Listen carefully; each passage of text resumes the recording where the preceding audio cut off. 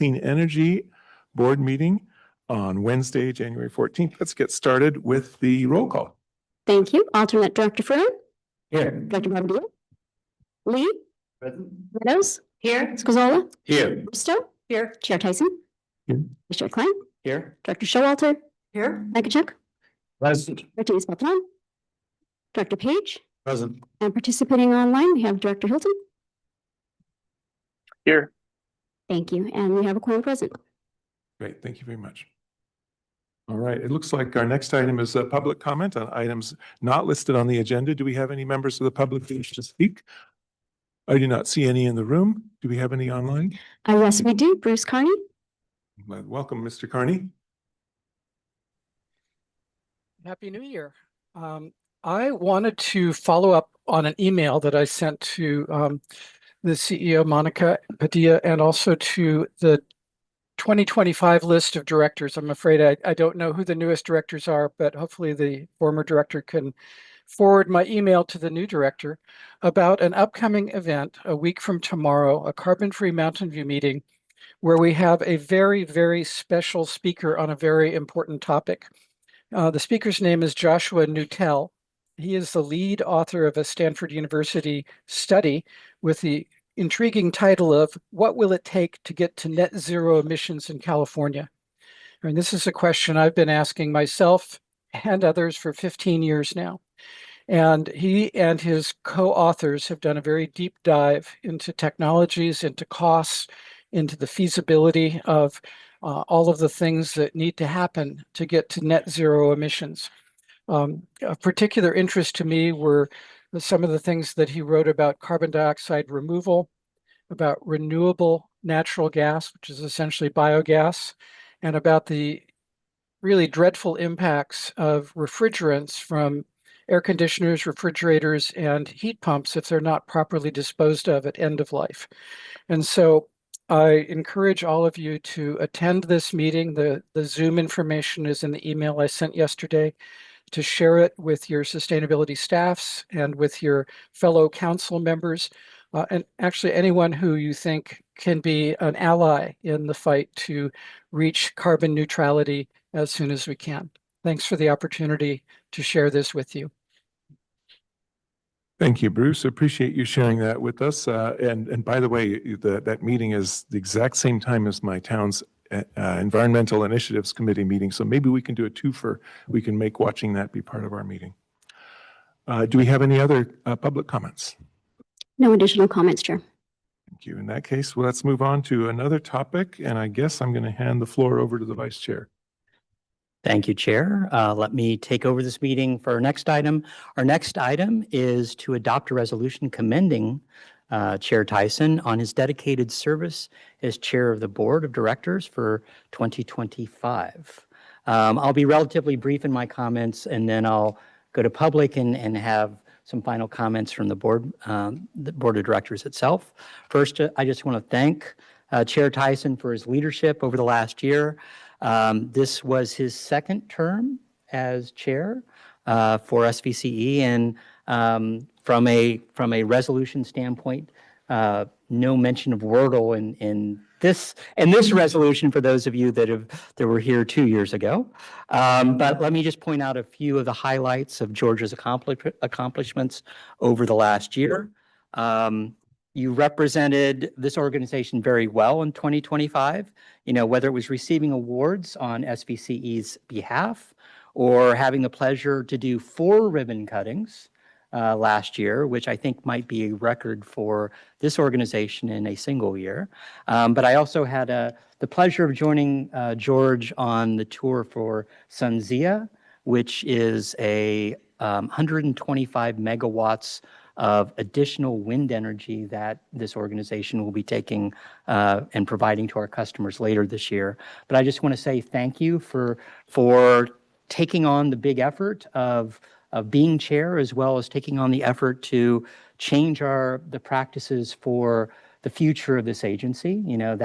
That took a lot of behind the scenes work on your behalf. George met with neighboring CCAs. He performed extensive research, and I thank you for that. It made the subcommittee's efforts a lot easier as far as that's concerned. But all this was to guarantee that this organization is best set moving forward, changing those bylaws, trying to improve how our policies and our procedures work. So I just want to say thank you for the tone that you've set as chair, for your extensive knowledge, running efficient meetings, your leadership, and of course your humor is well appreciated. So thank you very much. And I'll passing this resolution on to you, and we'll be doing photos a little bit later in the meeting, but at the end of the meeting. Thank you. Let's go ahead and go to public comment.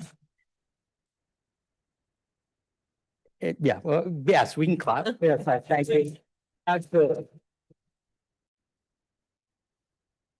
Let's go ahead and go to public comment. Is there anyone in the room wishing to speak? Anyone remote?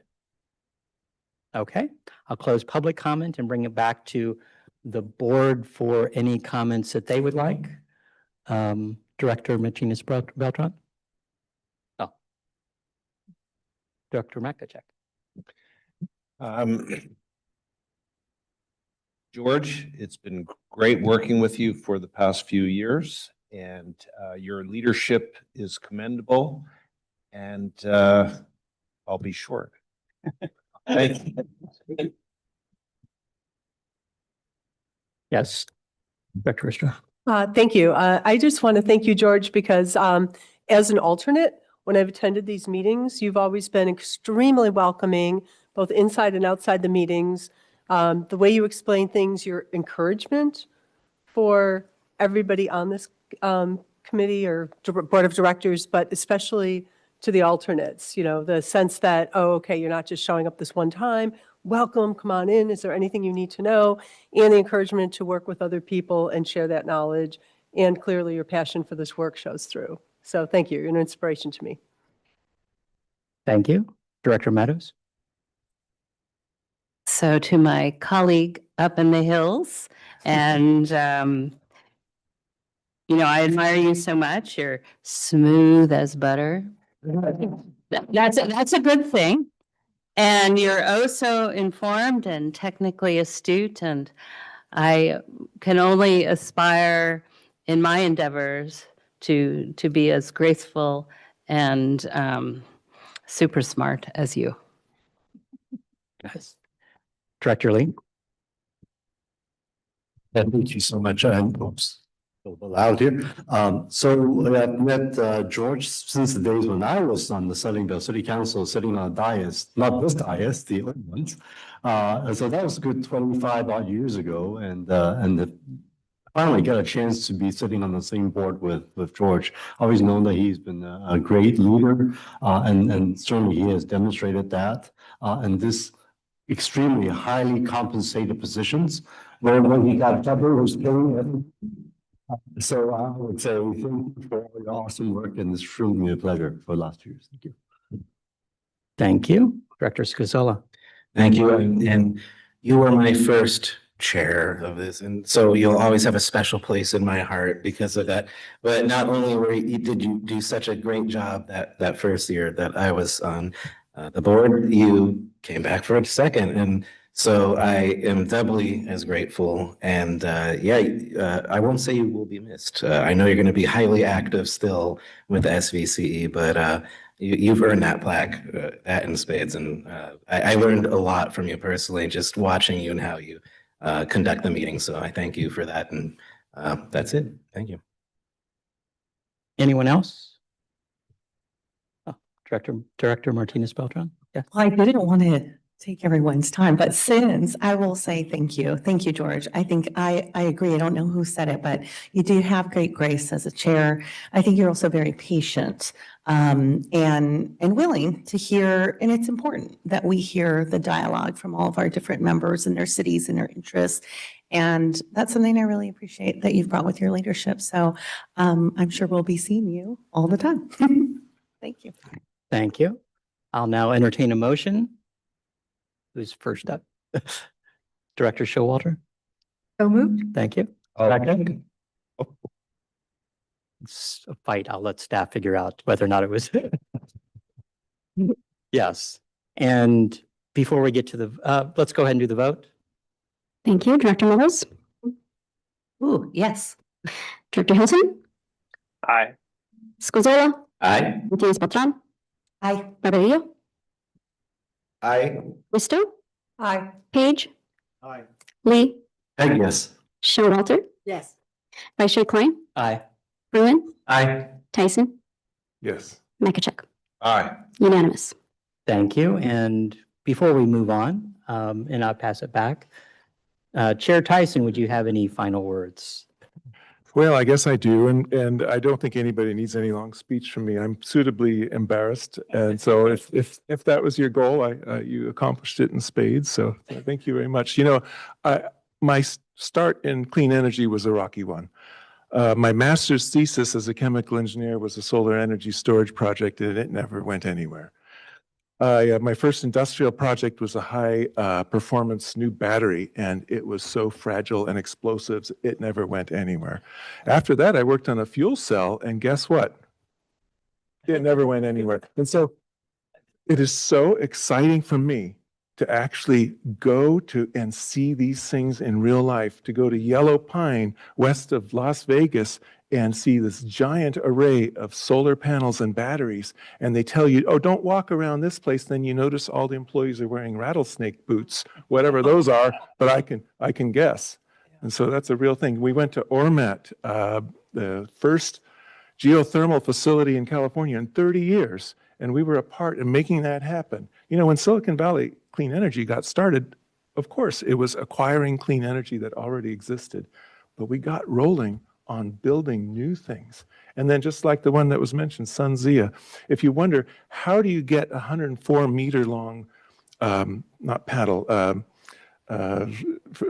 turbine blade from Colorado to New Mexico? You drive it on the freeway. And I can tell you that because I saw it. I saw it on the road. It's like, they need a separate person to steer the back end of that darn truck. And how do they install them? They've got the biggest crane in North America, and I got to see that too. So I feel really privileged that I had a chance to take these early failed efforts and see something real happen as a result of it. But you know, the question of if you build it, will they come? So it's great we're building this power infrastructure, but now how do we get people to change their behavior? So I want to give a shout out to staff, not just in power and power management, but also in programs, and how do we get people to change their behavior? Because that's a key other part of that. And so I'm just very proud of the staff and how we've developed and grown. That every year this gets more complicated. I would say the thing I'm most proud of in the last year is the new operating rules and regulations, because you can't just walk in and run this. And I'm so pleased to have so many directors here who are putting in the time and energy and expertise. When I first showed up here, I can tell you, I was intimidated by all the things people knew. And I thought I was welcomed by those people. I think it's really heartwarming for me to hear that I've had that effect for other people. And we're going to keep doing that, because next year there'll be another chair and there'll be another one. And we're going to make sure that we've got continuity and that they continue to work well with the staff. And let's face it, it's the residents and the globe that will all be better off as a result of all that. So with that, that's my little impromptu speech, and I appreciate very much all of your accolades. And with that, Chair Tyson, I pass it back to you. Great. All right. In that case, let's move on to we don't need to do public comment, right? We already did that. You know, by the way, I love the continuity here, and Larry here has been helping me this whole way, and Tina before that, and then Liz Gibbons before that. So the continuity and the leadership is another key thing I just got to echo here. So consent calendar, do we have any desire to change anything on the consent calendar?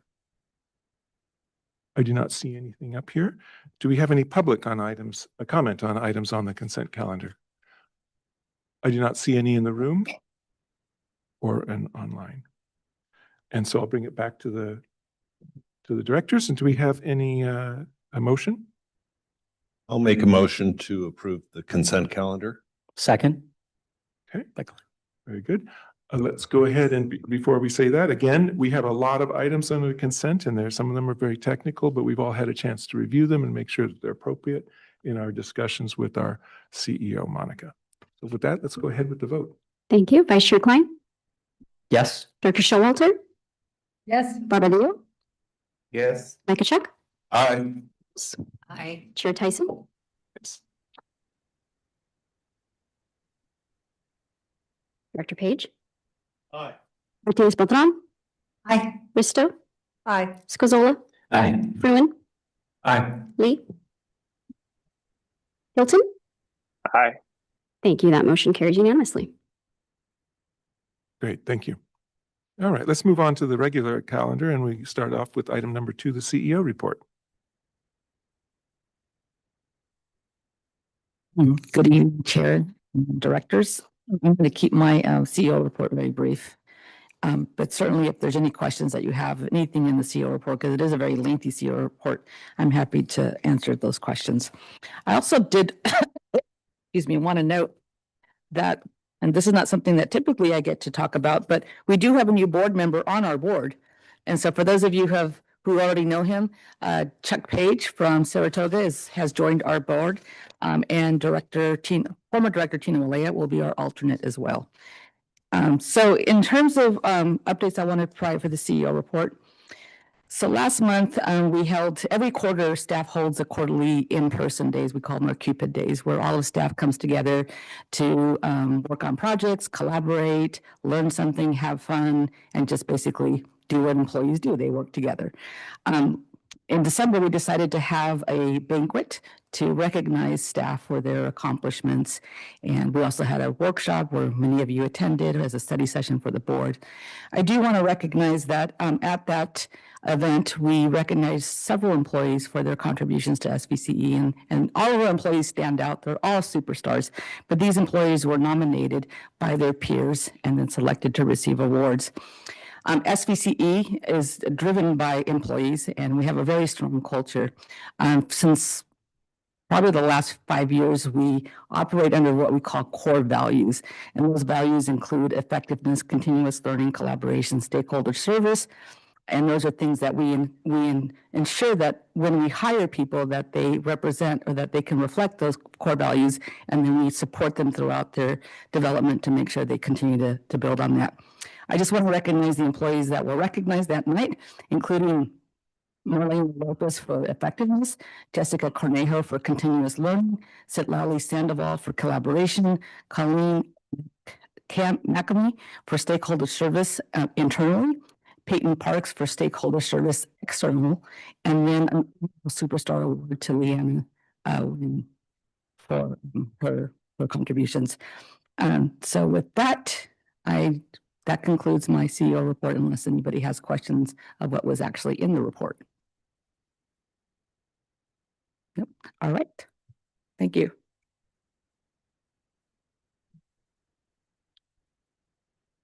Yeah. All right, thank you very much, Monica. Do we have any public comment on the CEO report? And I think she already asked if we had board comment, and I didn't hear any. So thank you very much.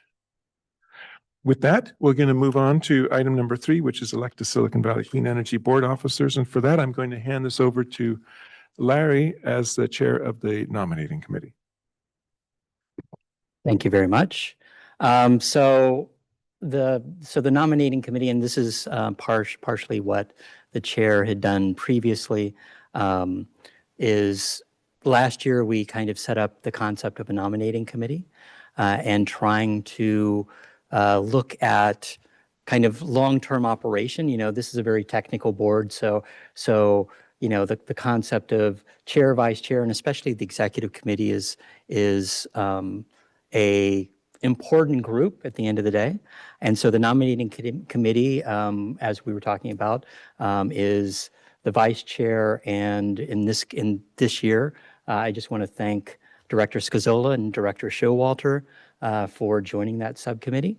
And to me, it was important to look at that. And then, you know, from a process standpoint,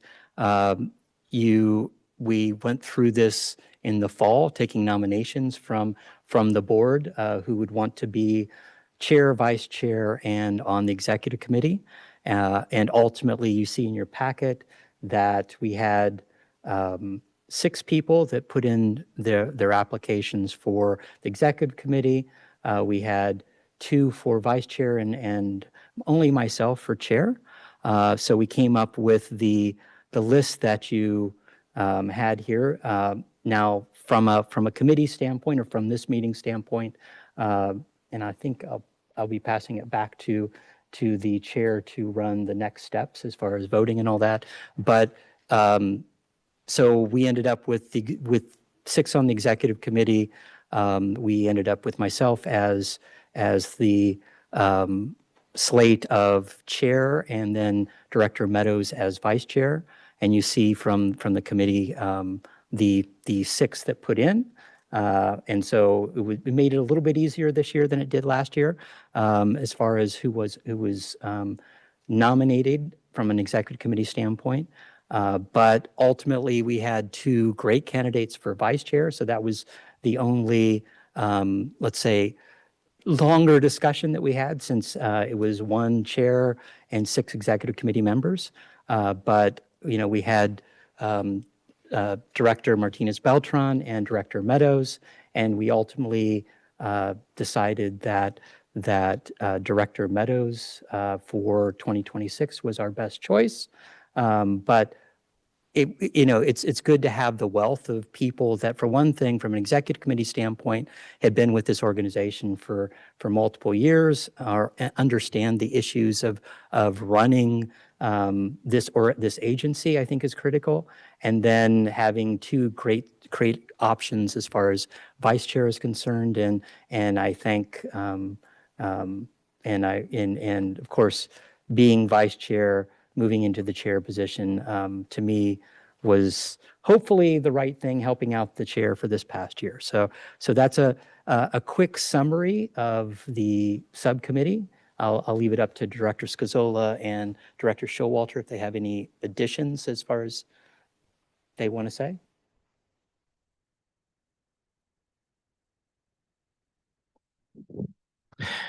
Thank you, Vice Chair Klein.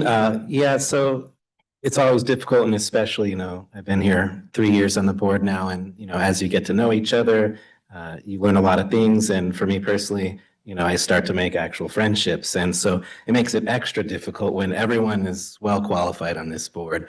And then, like I said, friends, but I think that we're all going to be really pleased with this year in these choices for a myriad of reasons. But it really shows that we're ultimately all thinking about the bigger picture, and that's what we should be doing always.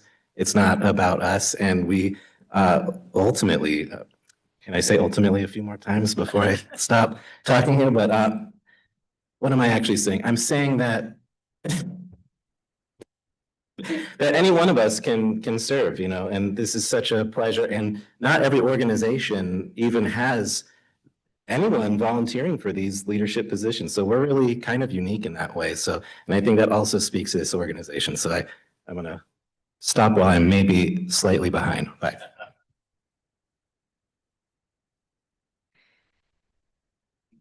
Yeah, I just want to say that it was a pleasure to work on the nominating committee. And as my colleague said, we were very pleased that so many people stepped up to be on the executive committee, but not too many. That made it very clean. And we did really spend quite a bit of time considering the choice for vice chair, and it was a very difficult one because both of the candidates were excellent, have excellent qualifications, and we know would do a good job. But you do have to make a decision. So I feel confident that this will be another productive year of the Silicon Valley Clean Energy. And I think one of the things that we discussed in the nominating committee is that we have people who step up, when you're on the board or you're an alternate, you don't just come to board meetings. You serve on committee meetings. You represent you represent these concepts back to your community. You get your community more involved with our projects. I mean, there are many aspects to serving on the board. And it was really a pleasure to kind of go over a number of those examples of opportunities to serve that we all have, that we all have, and that we all take advantage of. And so I think the next step will be, how are we going to fill the committees? And that's another item, not tonight. But I think that the board is not just, and the executive committee is not the only component of our governance. It's an important part, but it's not the only part. And all of the pieces are important for the whole. Thank you. Thank you. I did gather the words I was searching for, which is really key to this specific decision. Was we ultimately chose due to continuity, being an election year. And so we understand, there's people that look at this organization from a lot of different angles, and we have focused on keeping continuity, and that was forefront in our mind with this decision. And that, yeah, I'll stop again while I'm maybe ahead now. I don't know.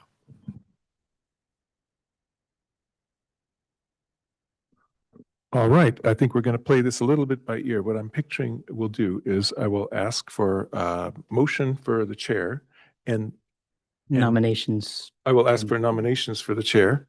And after I receive those, then I will ask for a public comment and then proceed with a vote. And at that point, then I would hand the podium, the gavel to the next person. Does that sound like? Yeah, okay. It's your meeting, Chair. All right, great. It's my meeting, so I get a chance to. So, did you have something you wish to say? I was going to make a nomination. Please proceed. Right. I would like to, it would be my honor to nominate Larry Klein as chair of this fine organization. Thank you. Do we have a second? Second. Second, very good. We have a motion and a second. Do we have any other nominations from the floor? I do not see any. So with that, do we have any public comment? I do not see any in the room or online, in which case let's proceed with the vote. Dr. Page, Aye. Dr. Klein, Aye. Tyson, Yes. Martinez Beltran, Aye. Lee, Showalter, Aye.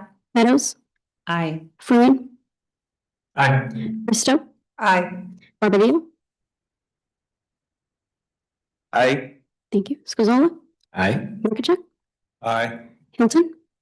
Aye. Thank you. That carries unanimously. Very good. Thank you. And may I offer my congratulations to Director Klein, who's now Chair Klein. Thank you all, and thank you. Symbolic thing. Oh, yes, yes. Pass me the gavel. So thank you. Now Director Tyson. So I'll continue this process. So now we will move on to selection of vice chair. Are there any nominations for vice chair? Director Risto? I nominate Sally Meadows for vice chair. Okay. Director Martinez Beltran? I thought we had already had that recommendation, so I was just going to move Oh. to approve the nomination committee's recommendation for my colleague Sally Meadows to be vice chair. Thank you. And And I'll second it. thank you. Are there any other nominations for vice chair? Seeing none, and I'm assuming since you put in for it, Director Meadows, you are interested in the nomination. Are you giving me an opportunity? Director Tyson didn't give me that opportunity. No, so I'm gonna no. give it to you. And thank Director Martinez Beltran for her graciousness and her friendship. Thank you. Thank you. You'll be a great vice chair. Thank you. Seeing no other nominations, is there anyone from the public who wishes to speak on this item? Seeing none, can you please conduct the vote? Yes, Director Barbadillo, Aye. Showalter, Aye. Risto, Aye. Fruin, Aye. Meadows, Aye. Martinez Beltran, Aye. Scozola, Aye. Page, Aye. Hilton, Aye. Chair Klein, Aye. Lee, Aye. Tyson, Yes. Mekachuk. Aye. Thank you. That carries unanimously. Thank you very much. I will now move on to the executive committee. You see a slate of, oh, yes, please give Vice Chair Meadows a round of applause. We'll move on to the executive committee. We had 6 applicants for the executive committee. Let's do this slightly different. Are there any other nominations other than the 6? Actually, of the 6 who put in your nominations, is anyone wanting to remove their name from the list? I think that's the most expeditious way. Are there any new nominations for executive committee? If none, I will entertain a motion. Director Lee? Sure, I will accept the motion for those 6 applicants for executive committee to serve as the 26, 27 executive committee members for SVC. Thank you. Thank you. Director Makachek? I will second that motion. Thank you. Any other comments? Any member of the public wishing to speak on this item? Okay, go ahead and conduct the vote. Thank you. Director Lee, Aye. Director Hilton, Aye. Chair Klein, Aye. Director Mekachuk, Aye. Risto, Aye. Showalter, Aye. Martinez Beltran, Aye. Tyson, Yes. Fruin, Aye. Page, Aye. Scozola, Aye. Barbadillo, Aye. Vice Chair Meadows. Aye. Thank you. That carries unanimously. Thank you very much. Thank you to the new executive committee. We still, please give them a round of applause. We're still finalizing the date of our next meeting, so that definitely staff will be reaching out from that standpoint. I would like the clerk to talk about, and it was mentioned when we were talking about this, but executive committee is one thing, but this organization really relies upon the subcommittees to give good recommendations to this board, to the executive committee as well as the rest of the board. And so I just wanted to reconfirm the nomination or the application dates and what committees are available. Yes. Thank you, Chair. So we are requesting that anybody interested in serving on any of our remaining committees, so that's the Finance and Administration Committee, the Audit Committee, or our 2026 Legislative Ad Hoc Committee, that you inform me by next Friday.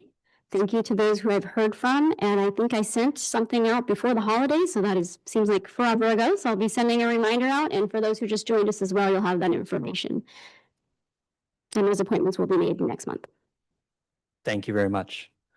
Let's move on to our next item. Our next item is to authorize the CEO to finalize negotiations and execute necessary agreements for Willow Rock long-duration energy storage with the California Community Power, participating community choice aggregators, and hydro stores, GEM ACAES LLC. Is there a staff report?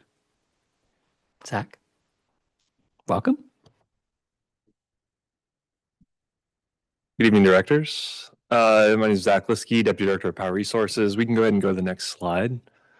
I think as Chair Klein covered much of the recommendations. So tonight we're asking for the board to delegate authority to the CEO to allow SVCE to participate in the Willow Rock compressed air energy storage facility through California Community Power.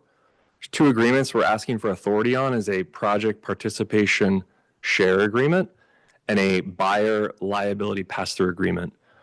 And the authority requests is the following parameters: that our expected share of the contract is 5.7 megawatts, delivery term of 20 years to start in 2030, and a not to exceed amount of $37.62 million. We go ahead and go to the next slide.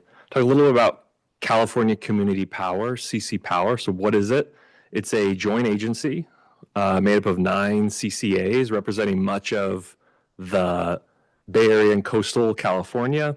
CC Power allows us to combine our buying power to go after resources and economies of scale fashion, things that may be too big or too risky to do alone. So doing it together gives us that opportunity. If we go to the next slide, talk quickly through how we got to this point. Several years ago, the Public Utilities Commission issued the midterm reliability procurement order requiring the addition of long duration storage to the grid, which is 8-hour or longer storage. SVCE and through CC Power entered into 2 agreements to meet this requirement, Goal Line and Tumbleweed. Jump forward to the next slide. And a couple of years later, CC Power ran a solicitation, which is standard practice from time to time. They were seeking MTR eligible resources. And then in 2025, you approved SVC to enter into an agreement with Yellow Pine 3 to provide long duration storage, which was to give us assurance that we meet our compliance requirements. Around the same time, the Goal Line contract was terminated. All else equal, with that contract going away, CC Power realized its members could have a potential shortfall and needed to find a replacement contract. And from their prior solicitation, they pursued the Willow Rock project. Now, SVCE looked at this as an opportunity to participate in discussions for an alternative storage resource.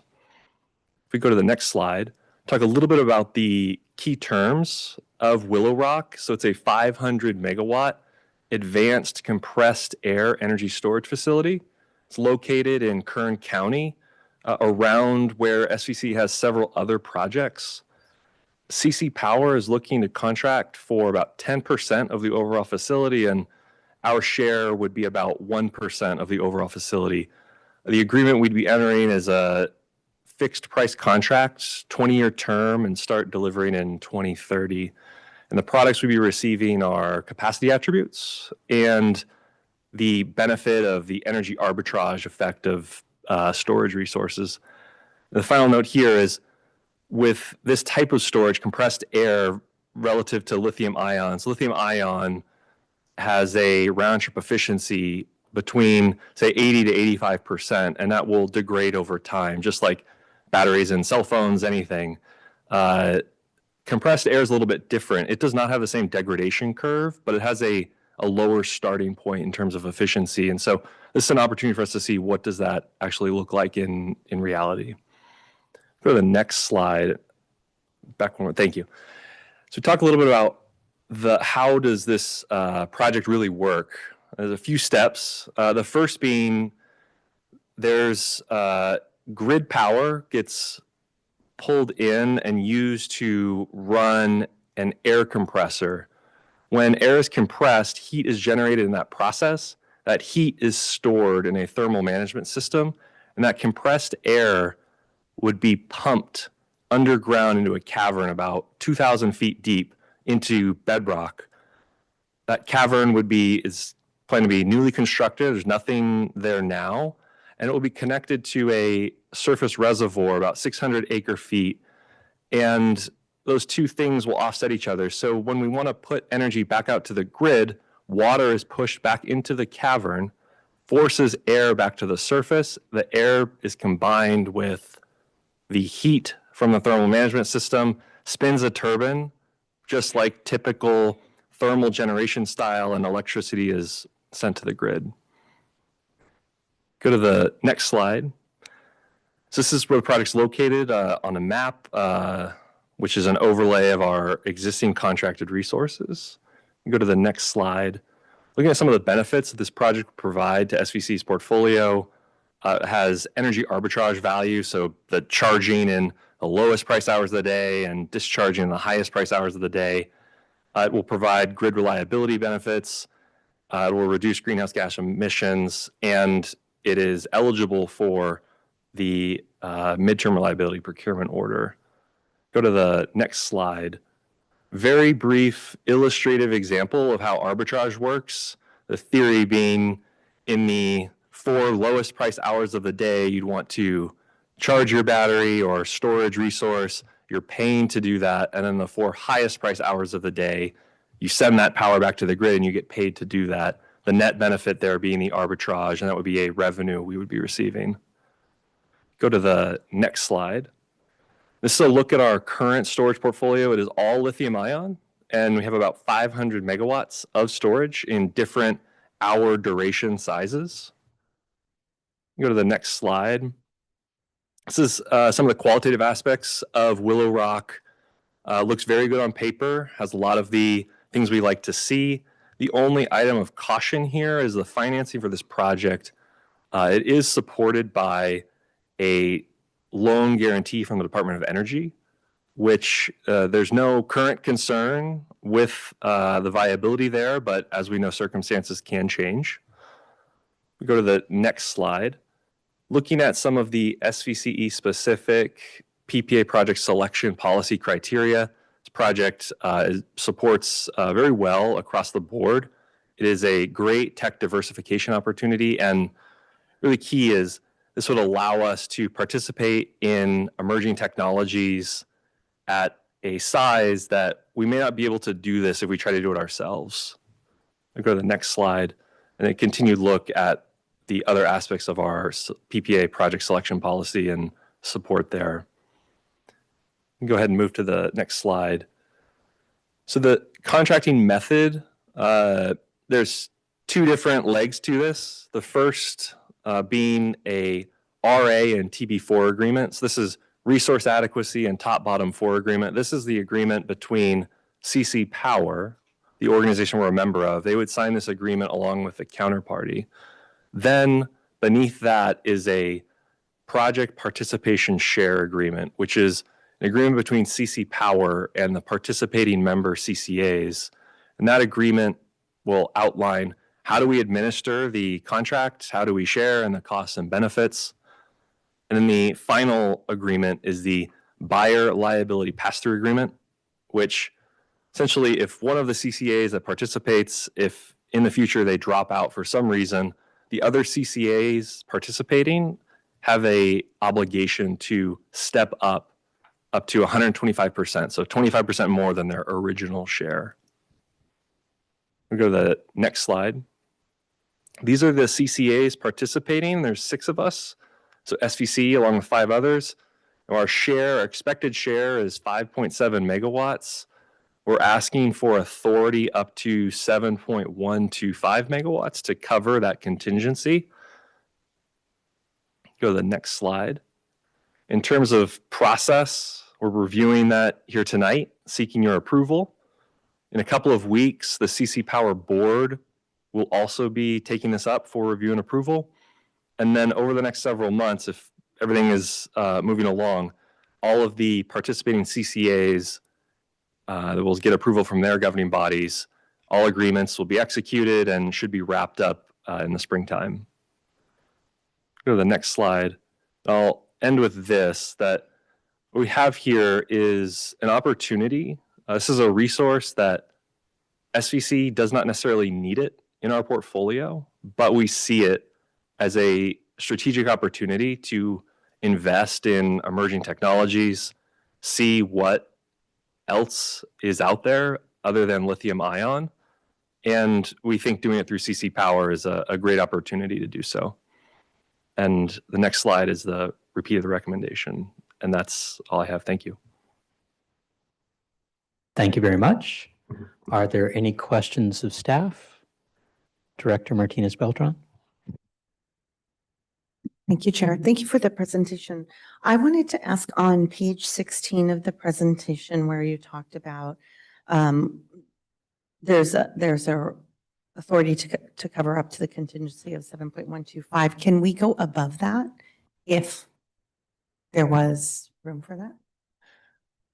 Yes, so the 25% is a requirement, but if wanted, and if say one of the CCAs were to drop out, Right. and it would result in needing more than 25%. How is that decided? I guess I'm trying to Yeah, figure out if there's a- everybody would probably. Yeah, there's a voluntary process to one of the other members. They could choose to take more. Okay. Yep. So it wouldn't be across the board evenly dispersed. You can take up to another. That's correct. You could, based on however much is left, you have the opportunity to take as much as you would want, we would want. But in general, we've only been contemplating this as a 25% increase. Okay. Thank you. Thank you. Next, Director Makachek. This seems very interesting, very promising.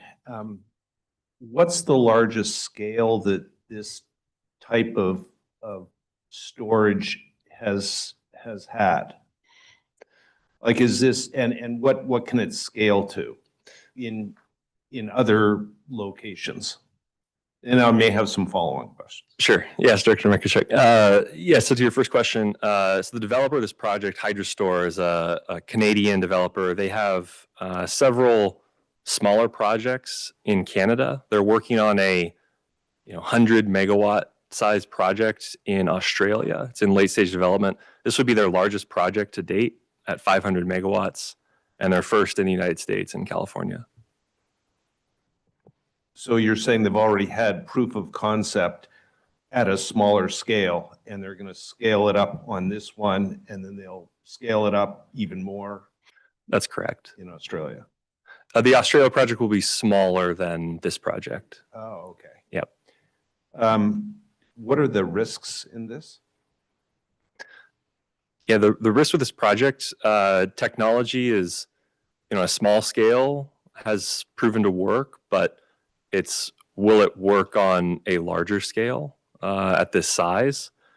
The other aspect is the market-facing aspect, which is something, in our power resources department tend to focus a lot on, is what is the portfolio value add of this resource. And compressed air, the economics are they are not as strong as lithium ion, to be completely candid with it. But this is our opportunity to see, what is the difference in that performance on a fairly small slice with only around 5 megawatts to try it out. Great, thank you. Thank you, Director. Director Scazola. Thank you.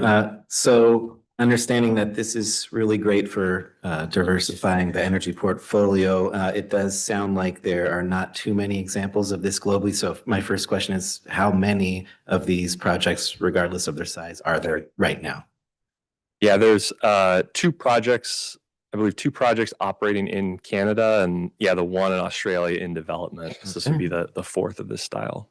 And then I was wondering, being in a emerging technology, this is beyond the theoretical technology point, but it just hasn't been tested to the scale. So my understanding is it's a little bit of a risk. I'm seeing it. To me, I'm in agreement that we should do this ultimately, but I'm just it's a bit of a weighing, great for diversification, but hopefully this pays off. This could potentially pay off really well. If this is truly a new emerging technology, we could be at the tip of the spear on this in a way. Yes. Wonderful. Thank you. Thank you. Next up is Vice Chair Meadows. Thank you very much. This is so interesting. And my question is, correct me if my thinking about this is wrong. And I'm not one of the engineers that are on this dais, so I could very easily be wrong. So this emerging technology is really an emerging application of old technology, isn't it? I mean, because this technology itself is not new. It's the application. Is that a correct way to think about it? Yeah, I think that's fair to say. There's a lot of borrowing from other methods. Drilling is something that's existed in oil and gas, and then in geothermal for a long time, and so that would be applied here. And then using a turbine as spinning mass to create electricity has also been used for a long time as well. Right. So it's not the elements that are risky. It's really, as my colleagues have said, the scale and the ability to use it in this application.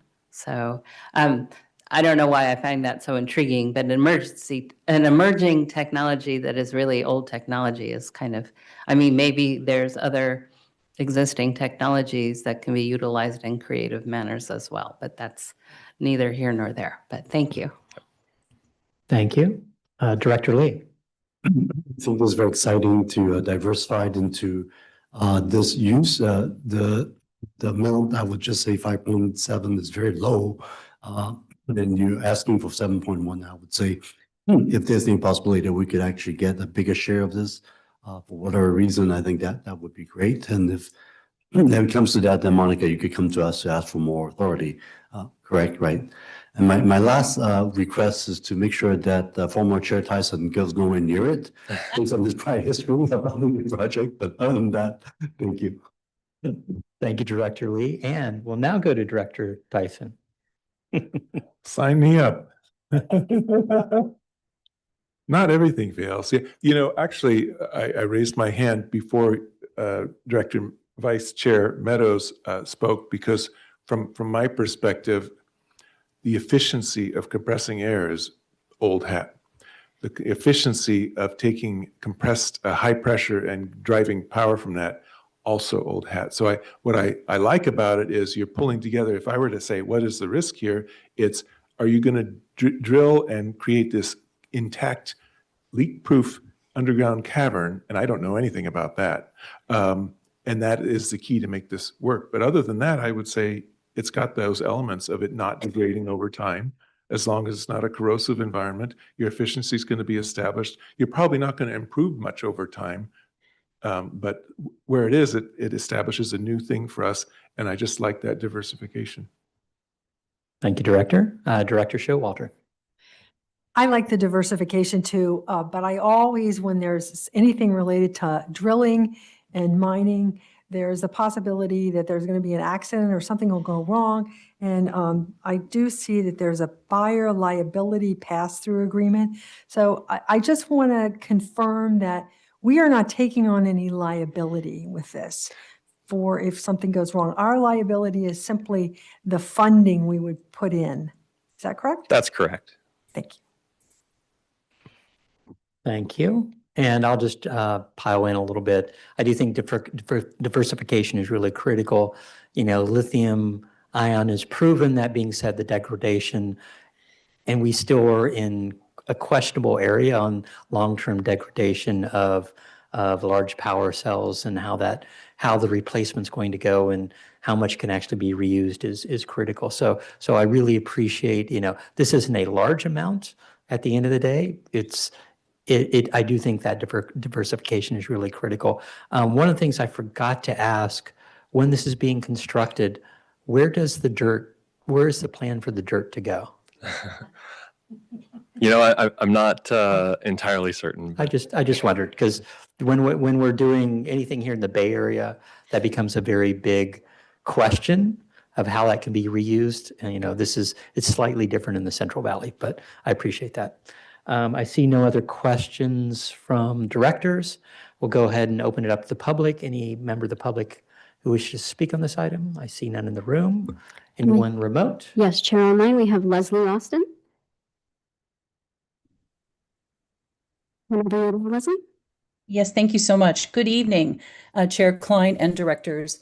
Leslie Austin with the CCA Workforce and Environmental Justice Alliance. I'm here in support of moving forward with the Willow Rock Long Duration Storage Project and authorizing the CEO to finalize and execute the agreements within the parameters you've been presented. As outlined in the staff report, you've probably all seen the project aligns with the board adopted project selection policy, including workforce standards through a project labor agreement, as well as environmental stewardship, community engagement, and technology diversification. I just want to share that I've watched over the last 5 months, I would say, hundreds of community members in Santa Cruz County and Monterey County come before their boards of supervisors in response to large lithium iron battery storage projects, asking for safer alternatives after high-profile safety incidents at Moss Landing really narrowed their options. And that experience for me has underscored the value of decisions like this being made deliberately before urgency removes your choice. And so applying the board's policy framework here, we think shows how reliability, learning, and risk can be weighed thoughtfully rather than reactively. And I just want to say thank you all for your leadership and for the opportunity to speak. Thank you, Leslie. No additional comments, Chair. Okay, I'll go ahead and close public comment and bring it back to the board for a motion. Director Martinez Beltran, So moved. I'll go ahead. staff Second. recommendation. Good. Director Showalter, Second. go ahead and conduct the vote. Thank you. Director Makachuk? Aye. Chair Meadows? Vice Chair Meadows says. I'm sorry. Chair Meadows? Thank you. That's good. Director Barbadillo? Aye. Martinez Beltran? Aye. Page? Aye. Hilton? Aye. Showalter? Aye. Chair Klein? Aye. Director Scozola? Aye. Bruin? Aye. Risto? Aye. Tyson? Yes. Lee? Thank you. That motion carries unanimously. Thank you very much. And thank you for staff for bringing this forward.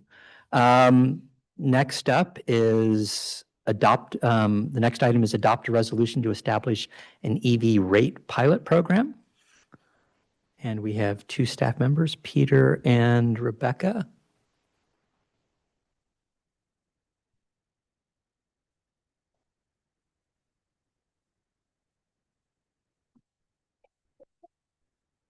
With our staff report.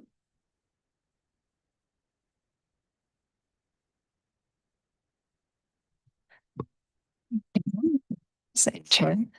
I'll be presenting the first item, the ECM's presentation, which is an informational update on our Good Shift EV charging program, which was sunset as of December last month. Next slide, please. And then we hand to Peter after my item. Next slide, please. So just an overview of the Good Shift program. This was SVCE's managed EV charging program, which offered a free mobile app to SVCE customers to help them optimize their EV charging at home. The concept of the app was set it and forget it. Meaning, so go into the app and set the ready by time, which is when they would need the vehicle fully charged by. And the app take care of the rest. And so the objectives of this program was to help customers automate their EV charging and save on their bills and save emissions while doing so. Another objective was to help SVCE improve our load shifting capabilities via callable events, which would be sent through the app via push notification. So the Good Shift app launched in fall 2020 with our partner Energy. The program has grown and evolved over the 5 years that it's been active, most notably in fall 2020, our ChargeWise pilot within the app. This was a small cohort of Good Shift users who, instead of being optimized to the regular time of use rate, they were instead optimized to an hourly price signal that was constructed by SVCE. So they had the opportunity on a monthly basis to earn dynamic rewards for charging in any hour with the dynamic price or hourly price signal was lower than the original time of use rate. Next slide, please. So now that both the Good Shift program and ChargeWise pilot have been sunset as of last month, I just wanted to talk through a couple of highlights. For Good Shift, over the years, we've reached over 2,000 EVs. Most of those EVs were connected telematically software. For those that were not compatible to be connected telematically, they could also participate by connecting with a compatible smart charger. And so we offered an EV charger rebate to help support those users. And in terms of customer savings, on average, folks saw about $76 in bill savings per year, as well as emissions reductions of 248 pounds of CO2 per year. And overall, this was a tool that SVCE was able to offer our customers as a way for them to manage their charging on time of use rate, as well as to help us with our load flexibility capabilities as well. Next slide, please. And then on the ChargeWise side, as I mentioned, this is a smaller cohort of GridShift users who agreed to be optimized on an hourly price signal instead of their TOU rate. On average, folks were earning about $9 per month in dynamic rewards. And even though there was a limited cohort size, we saw pretty high interest in enrollment. So we were able to fill up pretty much all of our open slots within the first week or so of marketing the pilot, which is great, showed a lot of interest. This kind of rate design exercise to construct the hourly price signal was kind of a new exercise for us. We collaborated closely with our program partner, EV Energy, as well as Marin Clean Energy to construct the price signal. So we got a lot of great learnings out of that process. And then the last thing I'll mention here is we were able to incrementally shift more charging into the off-peak and daytime hours, in addition to what the grid shift optimization was already doing. Next slide, please. And then I'll just wrap up with a couple of takeaways. And first, I'll just go through the graph that you see on the right here. This is an excerpt from our grid shift pilot evaluation report. It compares whole home data for grid shift participants in the black and then non-participants in the blue. And you can see a couple of impacts happening here. First, in the 4 to 9 p.m. peak period, you can see a slight reduction in peak time charging. In the daytime hours, you can see a slight bump in daytime charging for the grid shift cohort. And then interestingly, in the nighttime hours, you can see what used to be kind of a midnight charging peak for the non-participants in the blue has been kind of flattened across all of the nighttime hours and staggered. And then you'll see kind of a drop off at the 7 or 8 a.m. period when a lot of users have set their ready by time and the vehicles are fully charged and ready to go by them. So one takeaway was actually that time of use rates were already a pretty good driver signal for peak charging, as you can see in the blue. There was already a lot of overnight charging happening in the off-peak periods. And what that meant was, that's great that it's already a strong driver, but that also means that on-peak charging load was not very large. And so there wasn't as much load for SVCE to be able to shift out through this program. This also meant the cost per EV to run the program ended up exceeding the value that SVCE could recover per EV with that load shift. So observation as we've been running this program for several years is now there's quite a few other EV charging platforms out there that do this kind of service of optimizing, automating EV charging based on various factors like bill costs and emissions and callable events. And so even though the grid shift program and ChargeWise pilot have been sunset, there are still options out there for customers to be able to continue optimizing their charging. And then the last thing I'll mention is that grid shift and ChargeWise were able to bump up daytime charging, as you can see in the graph here, but it still remains a pretty big area of opportunity for SVCE to engage in. One of the constraints that we faced with this program was the ready by time. We wanted to give users the choice on when the vehicle will be ready by, but that also meant it was a hard stop for the app to stop vehicle charging. And so a lot of folks, they just were not able to charge during the daytime because they needed the vehicle ready by the early morning. And with that, I'll pass it over to Peter. Thank you, Rebecca. Good evening, directors. So as we transition in this conversation from what we've learned through grid shift to what we're proposing tonight with an EV rate pilot program, just want to zoom out for a minute and talk about load shift approach in general. I know that load shift has a lot of value and potential for aligning energy usage with times that the grid is cheapest and cleanest. This is important, 1, to lower customer bills, 2, to reduce overall emissions, and 3, if we can do it on a big enough scale to drive down system costs for all ratepayers.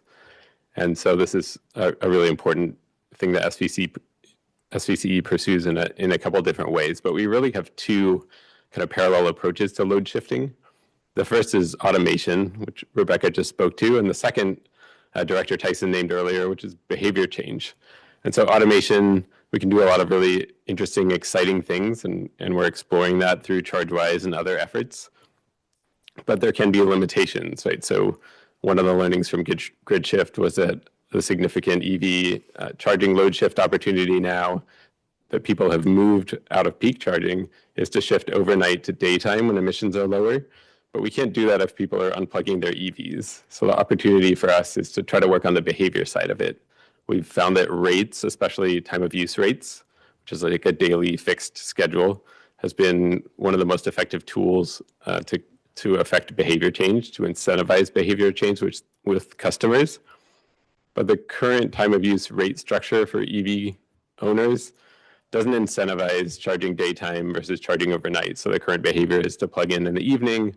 Your vehicle will automatically start charging when the price drops at midnight, and there's no incentive to do anything different. So what we're proposing tonight is to alter the rate structure through a pilot program so that we can send a clear message to customers to charge during daytime when emissions are lowest. Next slide, please. So this is effectively what that would look like. In yellow, you can see the current EV2 rate. This is the rate that the majority of EV drivers are on for their residential rate. It's the same off-peak price from midnight to 3 p.m. And then it rises up to peak pricing from 4 to 9 p.m. What we're proposing is to concentrate a discount during daytime hours when the grid emissions are significantly lower. So from 9 a.m. to 3 p.m., introducing a super off-peak period. And then to discourage charging as usual, we would slightly raise overnight off-peak pricing, but this would be very gradual. We don't want to be punitive. We know that people still need to charge overnight and still need their cars charged in the morning, and we would still want them to participate. And then we would maintain peak pricing. We wouldn't raise that because we know that people are by and large not charging on peak already. And so we especially don't want to punish them for needing to cook on their induction or use electricity at night like they normally do. Next slide, please. So here's 3 examples of what the kind of customer experience could look like on this EV rate pilot. So first we have Sal, who enrolls in the pilot program, continues to only charge overnight. Sal's going to lose about $25 per year. So not a huge amount, but also not a great fit for the rate pilot. They would be free to switch back to the regular EV2 rate at any time. And we would be sure to communicate with them that this probably wasn't the right rate pilot for them, and they could switch back. Then we have Leo, who shifts 25% of charging, so 1 in 4 times charging to daytime. The other times overnight, Leo would save around $55 per year. And then finally, we have Jack, who shifts between 50 to 90% of charging from overnight to daytime. Jack could save $140 to $270 per year. Next slide, please. So why are we bringing this to you tonight? We feel like there's a real opportunity time-wise to adopt this rate pilot program. In May of last year, the board approved the ELEC 2.0 rate pilot program with a budget of $3.5 million, which is similarly introduced a super off-peak discounted daytime rate, but this was geared towards home electrification and requires owning 2 different types of heat pump technology, both space and water heating.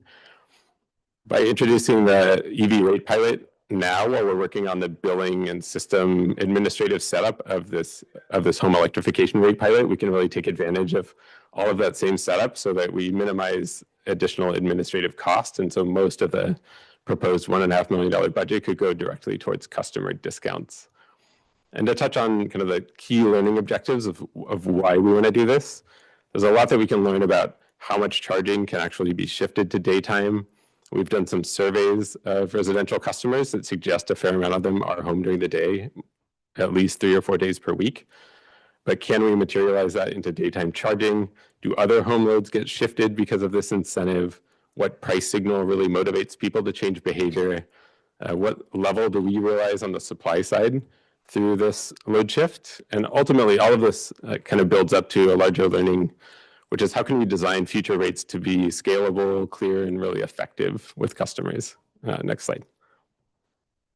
Timing-wise, this would fold into the work that we're already doing administratively, and we would aim to launch both of these rate pilot programs in Q2 of this year. Next slide, please. So finally, our recommended action is to adopt the resolution 2026-3 approving establishing the SVCE rate pilot program with a budget of $1.5 million. Thank you, and I'll open it up for any questions. Thank you. Are there questions from the directors? Yes, Director Page. Thank you. So I got a question about the number of folks that can take advantage of this. You said that a lot of people have their carts at home during the day. Is this, they have to be on a continual charge? They can't plug and unplug, go in and out? They got to go pick up the kids or do whatever? I'm just kind of trying to get an idea of how many people can truly take advantage of it if it is a longer period of time that they got to be connected. Yeah, great question. Yeah, people could certainly plug and unplug. It would be the same low price anytime between 9 a.m. and 3 p.m. We see that from the data, a lot of people's charge lasts maybe 2 or 3 hours overnight. So there would be ample time in that window that they could potentially fully charge depending on how their battery is doing. And I just did want to address you in terms of overall budget. The $1.5 million could support up to 5,000 enrolled customers over 3 years. Thank you. Director Makachek. Yeah, I've been trying to get on the e-elect rate for a number of years now, but because I have solar, I can't go on that. And it was explained to me multiple times that I'll have to keep waiting. So if you go to your slide that shows the 3 people on there, the 3 different ones, I've got 4 EVs and an all-electric house, and I would be on the right-hand side, and this just can't come fast enough. So I'd love to sign up for it. Thank you. Thank you, Director. Any other questions? Director. Oh, sorry. So my question is, There we go. there we go. Sorry. I have to ask a question. When can I sign up and how do I sign up? Sorry. Instructions will follow, but yeah, appreciate the enthusiasm. Pardon me? Yeah, well, instructions will follow. Yeah, we'll send a lot of messaging and customer communication about sign up opportunities. Director Scazola. Thank you. I was wondering, has there ever been any legislation to mandate technologies that incentivize daytime charging? Maybe not within this state, but like others as well, like nationally, I'm talking about, like here or, within our country. So could you repeat the question? Yeah, I'm just curious, and maybe this is too big a question at the moment, but has there ever been any legislation to mandate technologies like this, not necessarily grid shift, but anything similar, to help with this incentivizing daytime charging? Yeah, I'm not aware of any mandates. I know that it's been approached through like grid shift and other kind of technology companies to incentivize, but I think it's mostly been on the incentive side up to this point. Thank you. Director Lee. Yes, I'm trying to figure out the cost structure a little bit better in terms of why we are going to have to spend the $1.5 million for this. Is it because of the fact that we'll be collecting less from the ratepayer? Is that mainly that's where the difference is? Because it does seem like, based on this theory, if the ratepayer is charging at the hours we want, the cost to us to procure those energy also goes down because that's when energy is really cheap. And then we would also then, of course, pass on savings. Is that where the difference is? I'm trying to just understand the rate. Yeah, good question. So we're proposing this as an incentivized pilot for now, because even though we see a big discrepancy in overnight versus daytime emissions, we're not seeing as much of a discrepancy on the supply cost side. A lot of the supply cost shift value is in the RA hours in peak. And so since this is overnight to daytime, we're not able to realize that capacity value. And so we're seeing a pretty small supply side cost kind of recovery at this point, but we still see a lot of value in the behavior change learning element and how we could build on this towards like future scalable rates. And then the other question is, where's the $1.5 million going towards? What is it used for? Yeah, so the majority. Where are you, Chair? That's fine. The question was, repeat the question or from. Oh, sure. So where's the 1.5 million going towards? Yeah, thank you for repeating. So 1.3 million of that would go direct towards customer discount through the incentive structure, and the remainder would go towards additional admin and marketing and program budget. Yeah, thank you. Thank you. Thank you. Director Tyson. We just have a problem with we have a capacity issue. And that is, I think I saw Severin Bornstein's talk at lunch today, and he said, we actually have plenty of power except for 60 to 80 hours a year, something like that. And so there's just a disconnect. And it's funny for me to think about. 3 years ago, I would say we would expect people were working from home to a great extent. And I would see that it's been shifting back since then. And so these incentives, they're focused on if somebody is, I like your examples, even in your best case, you don't say they charge at the correct time every day. You've given us a doable sort of thing, and I appreciate that. So it strikes me that we need to do one of two things. We need to convince people to work swing shift so that they can charge their car at home when the sun is shining. That's my best idea, by the way. And secondly, perhaps programmatically, we should be putting more emphasis on people being able to charge their cars at work during those times. And so that'd be the other way to focus on that. Sure. That was actually the better idea. I was flying away. Thank you, Director. Director Martinez Beltran. Thank you. And that's a great point, because building on that, what Member Tyson was just saying now, for someone like me, 9 to 3 would be great and ideal to charge. But if you're, let's say, an essential worker, somebody who's working during the day, then you don't get to take advantage of that. And so I wondered if there was any consideration of, as I'm looking at this, and it looks like there's a little bit of punitive, change from the 12 cents maybe to 15 cents from the 1 a.m. to 9 a.m. Could it be possible to do something in those early hours? I don't know if that's 5:30 a.m. to, 7:30 a.m. that gives working people a chance, or people who have to actually go into the office, a chance to use that in the morning time during the day. So I just wondered if that was maybe an option, so that it wouldn't be, maybe it's not as low, but it's also not, as high. It gives them an opportunity to, probably not during our winter days where it's really dark early, but when we have more light, I think that would be a great maybe thing to look at if we could. Great, thank you. Okay. Thank you. Thank you, Director. Any other comments, questions? Yes, Director Barbadillo. I'll try to ask this as a consumer. And so I drive EVs, and so it went with my wife, and both of us work daytime, and it's usually nighttime, overnight. Either we use the trickling slow charger or the fast charger. But most of the time you sleep, the trickling, it's fully charged in the morning. Looking at the shift, right? So it seems that that program, that TOU, is we incentivize and spend about $9.5 million to subsidize the consumers who utilizes and preferred the overnight charging. And with this change, we predicate it in the lessons learned from the last few years, that people are electing that and got used to it.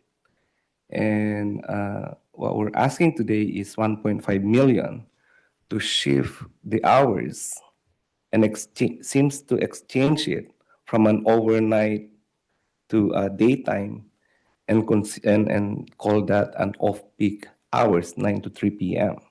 Right? And it's the same concept. We're going to use $1.3 million on the 1.5 that you were asking to offer discounts to subsidize the shift from nighttime to daytime. So my question is, where is the part because I'm, the part that it is because of the supply that we have, and it's being generated on a particular segment of the time of the day, other than we're using subsidy, we're learning from lessons learned from the last program. Where is that part? Where is the realization of the concept that, yes, people learn and energy will serve?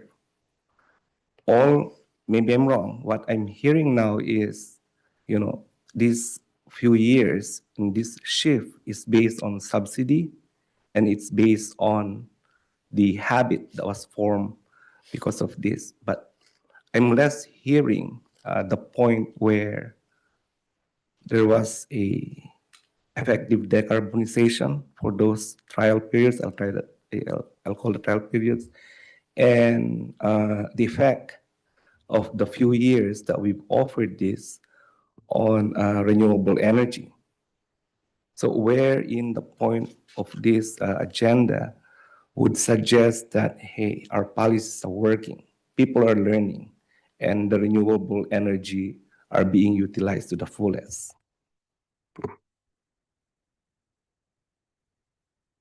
Yeah, I think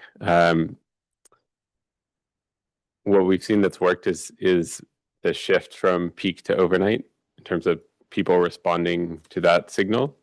And so really what we're trying to invest in learning through the pilot program is, can we incent the behavior change to midday?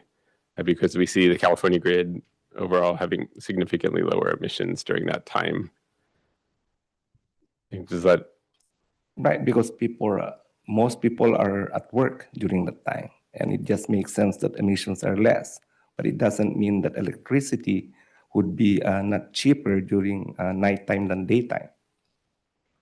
So I'll let the CEO, if you want to speak, I can talk to this, but energy is cheaper during the day. There is a glut of energy, and it's trying to move. And this is why, from a organizational standpoint, we've talked in the past about time of use and different rates at different points in the day. So this program is kind of pushing from a cost standpoint, from a capacity standpoint, we have tons of energy, depending upon what you're calling peak, but basically during the day available. And so trying to incentivize from this pilot program to move habits so that people are charging when we have, let's say, a glut of energy on the network, as well as from a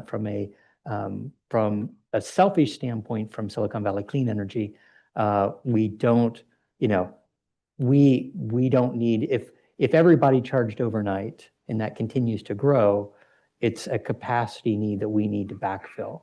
But because if we can get people to change their habits of charging midday, and that's what this program is trying to get them to do, and moving to time of use in the long term, it saves them money, even though we're incentivizing them in the short term, but it saves this organization money in the long term. Does that make sense? Does CEO have anything to add? Or Yeah, so I think a big part of this program, and we call it a pilot program, is to really test things to see what we can learn and to see if we can scale it on a greater scale. And I think Peter mentioned from the very beginning, the price differential that we're seeing right now in current prices between the low-priced kind of peak hours in the nighttime is not enough to support someone to do this from an economic standpoint. But we're also seeing that the differential in emissions, because the greenhouse gas emissions that are generated during the middle of the night, overnight, are quite high. And we can, as a board, decide if that's a priority, but that's something that our mission is to also reduce emissions as well. And so part of this study or pilot is to learn what would it take in terms of price differentials and communication and education and tools, whatever else, to really make a difference there. And if we can make a difference there, can we scale it in a way that's economical? If we can't make a difference, that's part of what a pilot does, is we come back to you and says, this didn't work. We shouldn't do this on a larger scale. That said, the state is also looking at a lot of these types of programs, including what they call dynamic pricing, and trying to get us to move customers to adjust their usage based on hourly price signals. This is new for California, so we're also trying to learn, like, how does that communication and that response by customers work? What can we learn through this program that might help us should the state move us towards dynamic pricing as well? So all of this is to say that there's a lot that we're testing right now to see how we can make these shifts and how we can scale it up.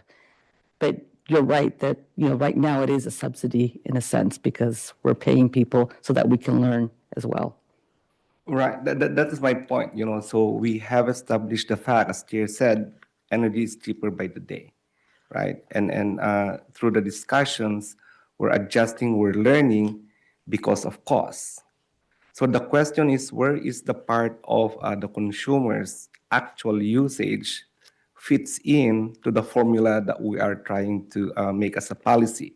As I said, did we have, let's say Santa Clara County, did we have a survey how many of the 9 million people in Santa Clara County,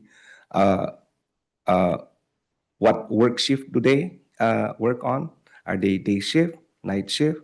Because what I think is missing is the input. What is the actual going on with the consumers of electricity so that we can incorporate it to the programs, to the testings that we're doing to formulate a cheaper and less emission, less emission in a county or in California. Yeah. And so I can let Rebecca maybe speak a little bit to this too, because we get a lot of data and analytics from our customers, and we've been tracking this since we've been in existence to see, what does their charging patterns look like? What does their energy use look like? We also do surveys with our customers. We're out there trying to understand this as well and to see how we could shape it going forward. I don't know, Rebecca, if you want to add anything else that you understand about our customers' charging patterns that we've learned. Yeah, I'm happy to speak a bit to it, just based on our experience with grid shift EV charging. Obviously, that's a small subset of our EV drivers. It's about 2,000 out of, tens of thousands of EVs.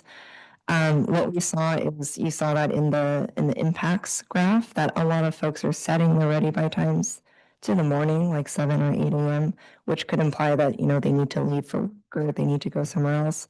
There could be a smaller subset of folks who are more flexible, but maybe there's not enough messaging or communication of, hey, if you can delay your ready by time, that would be important to continue, saving on emissions, or, if it were really cheaper to charge during daytime hours, there could be more folks who are flexible enough to make that change. One way we kind of tested this out was through our callable events, the low carbon events, in which we identified 24, 48 hours ahead of time windows in the daytime where emissions were especially low. We would send out a push notification and say, hey, there's a low carbon event coming up. If you plug in during this time, you'll earn some points that will go toward a reward. And we did see pretty high participation in that.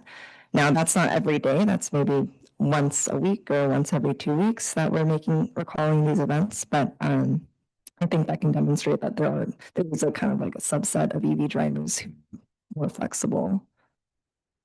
All right. Well, I just wish that we have more data. As you said, we're incentivizing them to use electricity during off-peak hours, right? But sometimes it's a fact. Let's say me, I work 8 to 5, right? And sometimes we go over at 10, and I cannot charge at home. So the pilot program will try to see what and it's an opt-in sort of thing of trying to make sure that those EV users that want to opt in and think that they can do that time shift will utilize this program. So that's what we're approving the pilot so that we get the data that you're looking for. Right. We did that pilot on the grid shift. We're shifting it to this. So what have we learned on the grid shift? We had that a few years. So did we learn that, okay, we can incentivize people to charge their EVs and use electricity in the morning? And then we're jumping to this another pilot program. And now this pilot program, let's see if, it's better if it's daytime. So what have we learned on the last program, if we call it pilot, and how are we going to compare it with this next program? So bottom line is we were decarbonizing as much as we can. We're trying to incentivize people to change their electric habit. But what happens to factors that these consumers cannot change? Are the numbers relevant enough to fit in these programs that we're trying to pilot and learn from? So those are the questions that we have to ask as well on my one vote, right? Look at the factor where consumers can fit on the policies and programs that we're trying to develop in SVCE. Thank you. All right. Thank you. Director Ristra. Thank you. I actually think this is an intriguing pilot. It'll be interesting to see how many people, since it is opt-in, you can find out how many people are flexible, when they can charge. If you look at the middle case, it's somebody who charges 1 out of every 4 times. And so somebody that works 5 days a week could potentially charge on the weekend, or a lot of people going back to work are not going back all 5 days. Not everyone has that flexibility, but there's a large enough pool of customers that even if, everyone's not going to opt in, but if you can shift enough people, we can reduce emissions, we can have an impact. I think what would be intriguing to me, I'm in the market for an EV, I don't have one yet, is I don't know what it's like. What is the cost differential to go plug in at work versus plugging, charging overnight? And, maybe ultimately if we realize there's a whole chunk of people that are still charging at night because they are working at the hospital 5 days a week during the day, would there ultimately be incentives to have a lower rate at their workplace if that is an industrial customer, that would make it attractive for them to say, you know what, I'm not going to plug in overnight. I'll have enough charge at the end of the day to get home and be fine. That might be the next phase. But I think you're never going to get everybody to opt in. And I think the look at what is the price sensitivity and how many people will change their habits based on this, I think is what we're looking for. Not to create a program that works for everybody, but how can you make that shift, right? So, has there been thought about, we're still in questions, right? Yes. So has there been thought about how this rate shift, if it can't push people to charge during the day at home, does it make it more attractive to charge at work, or is commercial plug-in still more expensive than plugging in at home? I don't know what those rates are. Yeah, I think so. There are business EV rates, and I think it's up to the organization to have policies about whether they provide free charging or whether they outsource to ChargePoint or someone else, a vendor, to charge whatever kind of pricing structure they want to. But we could take the learnings from this residential pilot and kind of use that to dig a little deeper into exploring whether we want to pursue something similar, like a super off-peak discounted midday on a business EV rate for workplace charging. I think the learnings that we get from this and the billing setup and the marketing and engagement could inform a decision like that in the future. Great, thank you.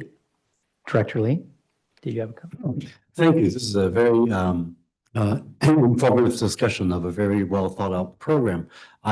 I personally really like it. I think it makes a lot of sense to try to shift all the charging from 9 to 3. As we have learned, that's when the sun's shining, and that's when actually when you get to around 2 to 3 p.m. that's when it's really, really cheap, because some of the storage are full, and then you can get regular electricity just about right at that time of day. So the part, I guess, still bothers me a little bit of this whole issue is regarding the little bit of penalty that we're providing for the minute hours.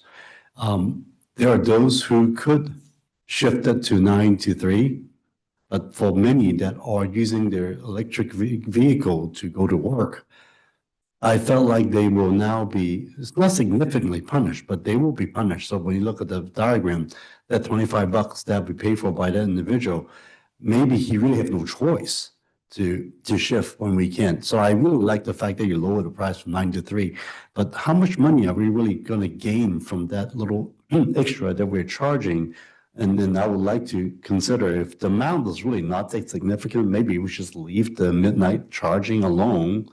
We're not saving that much anyways, but yet still provide that discount during the daytime, and that would accomplish the same goal. So I'm just gonna throw it at you to see how much money we're talking about really with that little penalty that we just put in. Estimated. I don't have the numbers offhand, but it is pretty small incrementally. So it does offset some of the discount, but it's not significant. So I will say the numbers brought tonight are illustrative. So we will come back to the board for adoption of final rates. Yeah, if it's possible to just do a quick comparison, if it's something that's not that significant, we might just leave the midnight to. So Okay.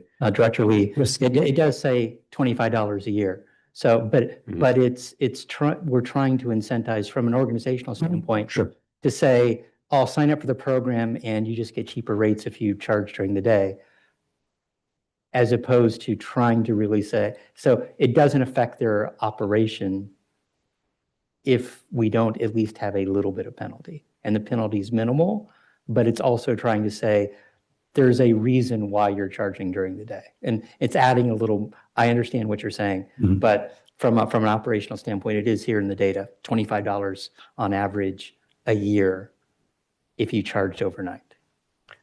Yeah. Right. And I think the point is we want to encourage people. So I guess there's a carrot and a stick on this proposal. I like the carrot part, even though the stake is not very large. I just don't really think we need the stake in there because after all, if they are charging after midnight, that's what we've been encouraging through the other program. That's not something that's truly bad. Right, bad is when you're actually using from 6 to 9.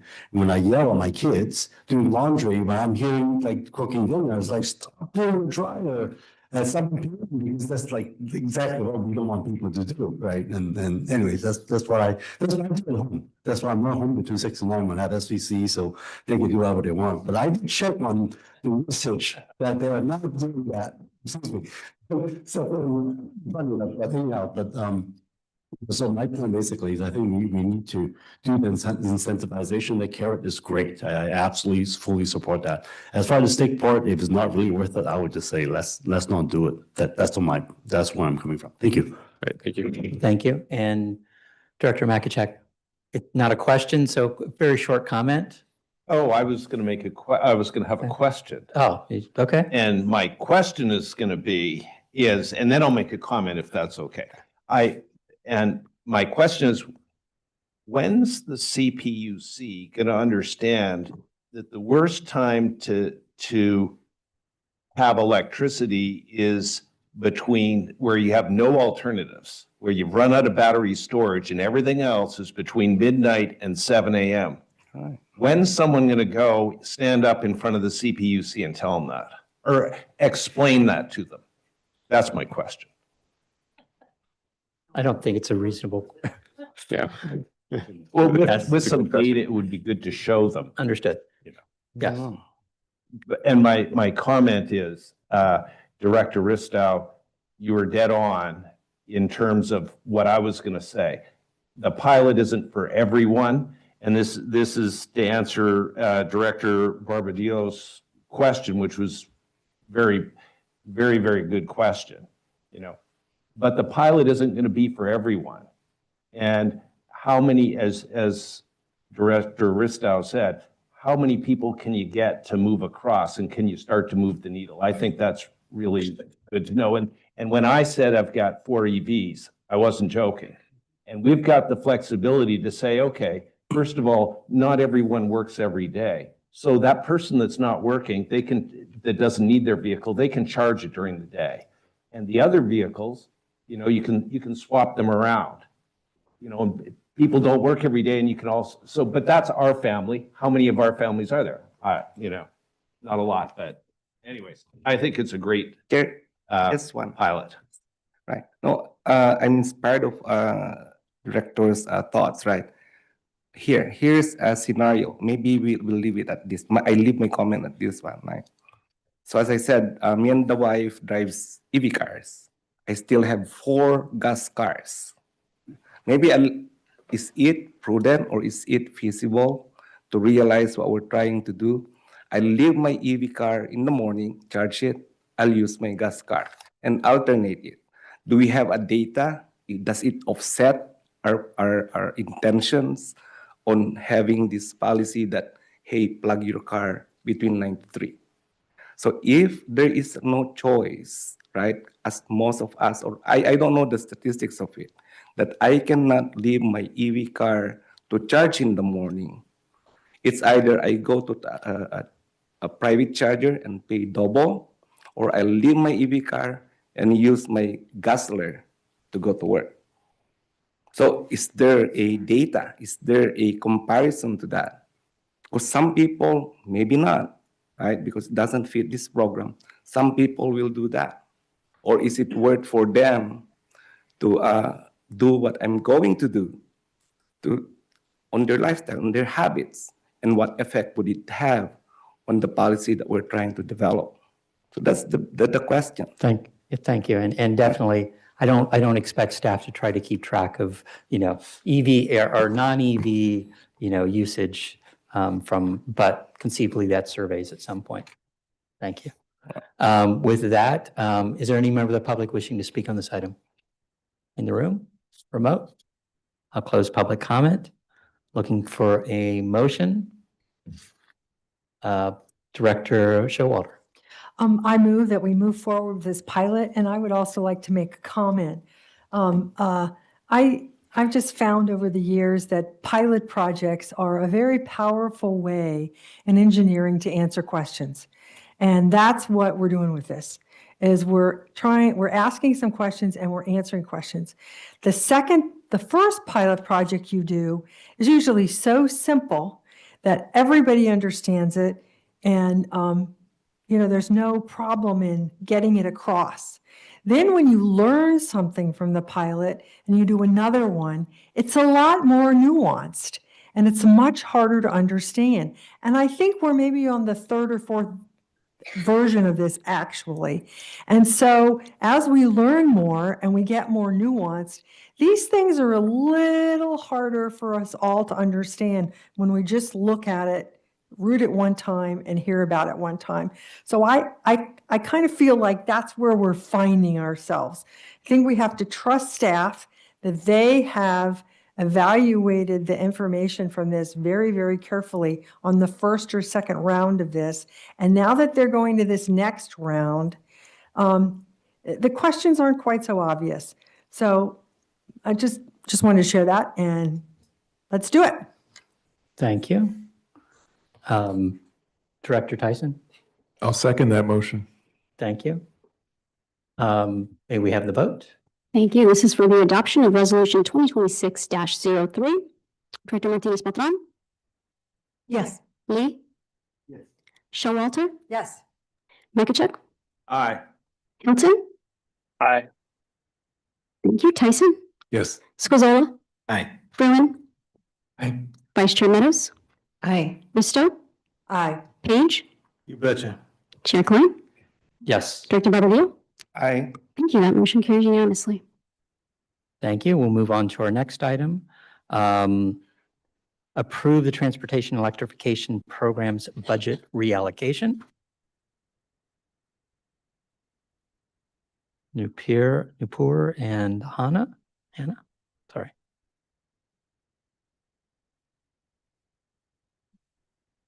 Go ahead with the staff presentation.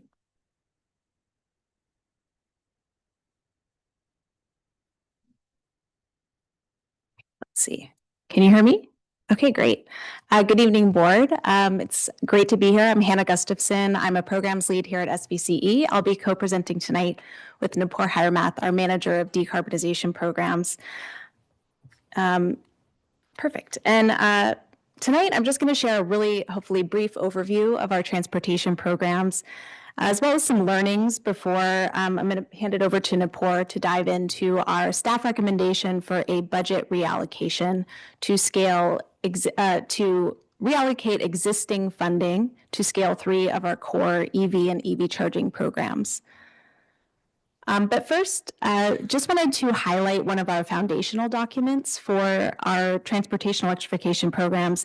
This is the Electric Vehicle Joint Action Plan, which was approved by the board back in 2019.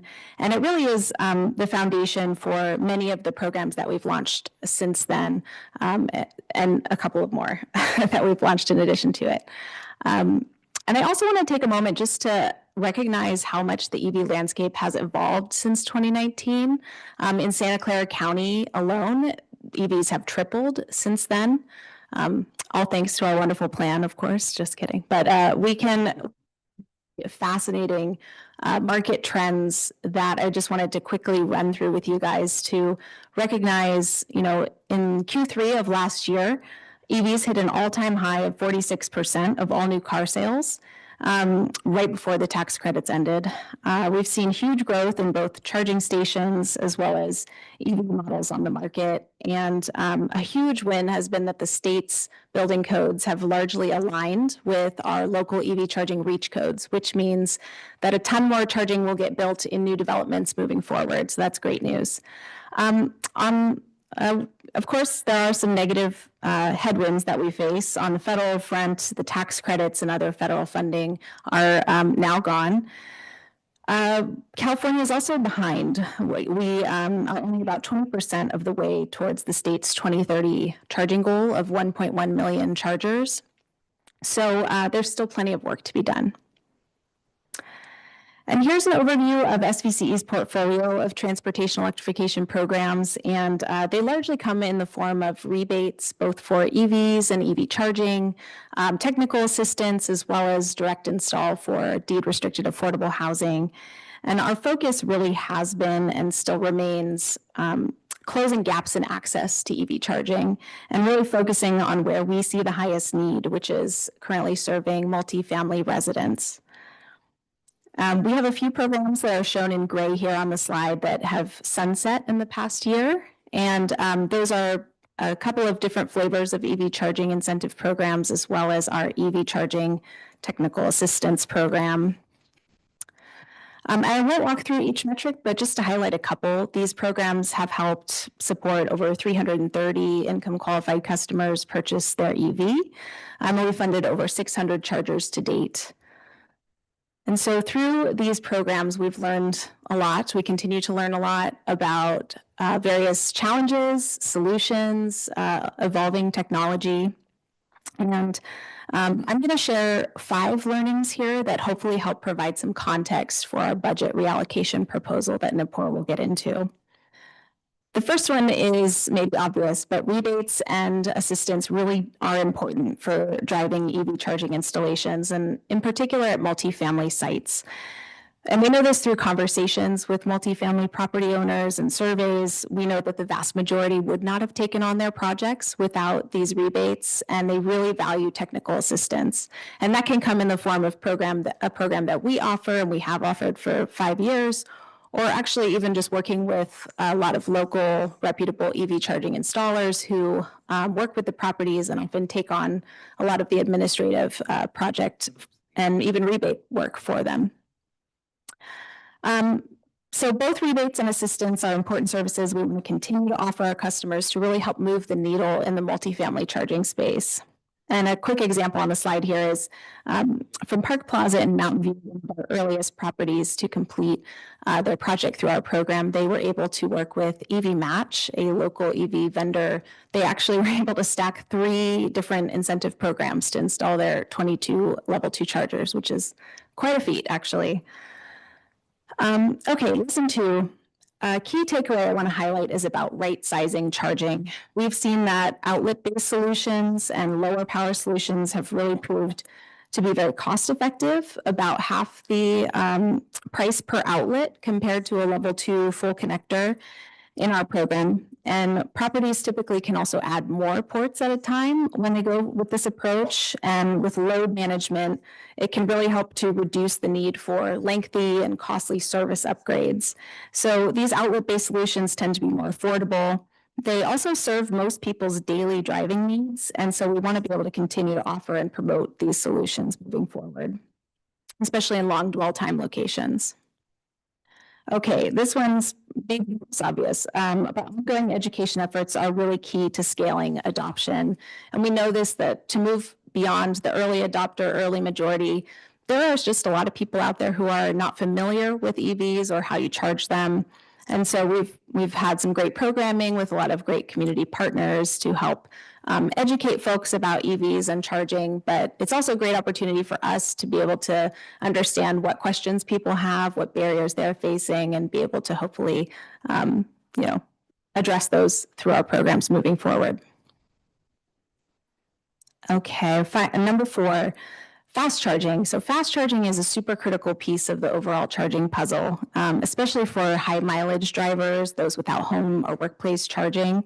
And these are the chargers that can charge a vehicle between usually about 15 minutes and an hour, located typically at commercial destinations or along travel corridors.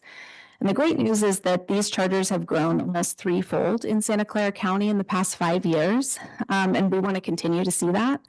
In 2022, we ran a pilot program to incentivize fast charging in multifamily neighborhoods.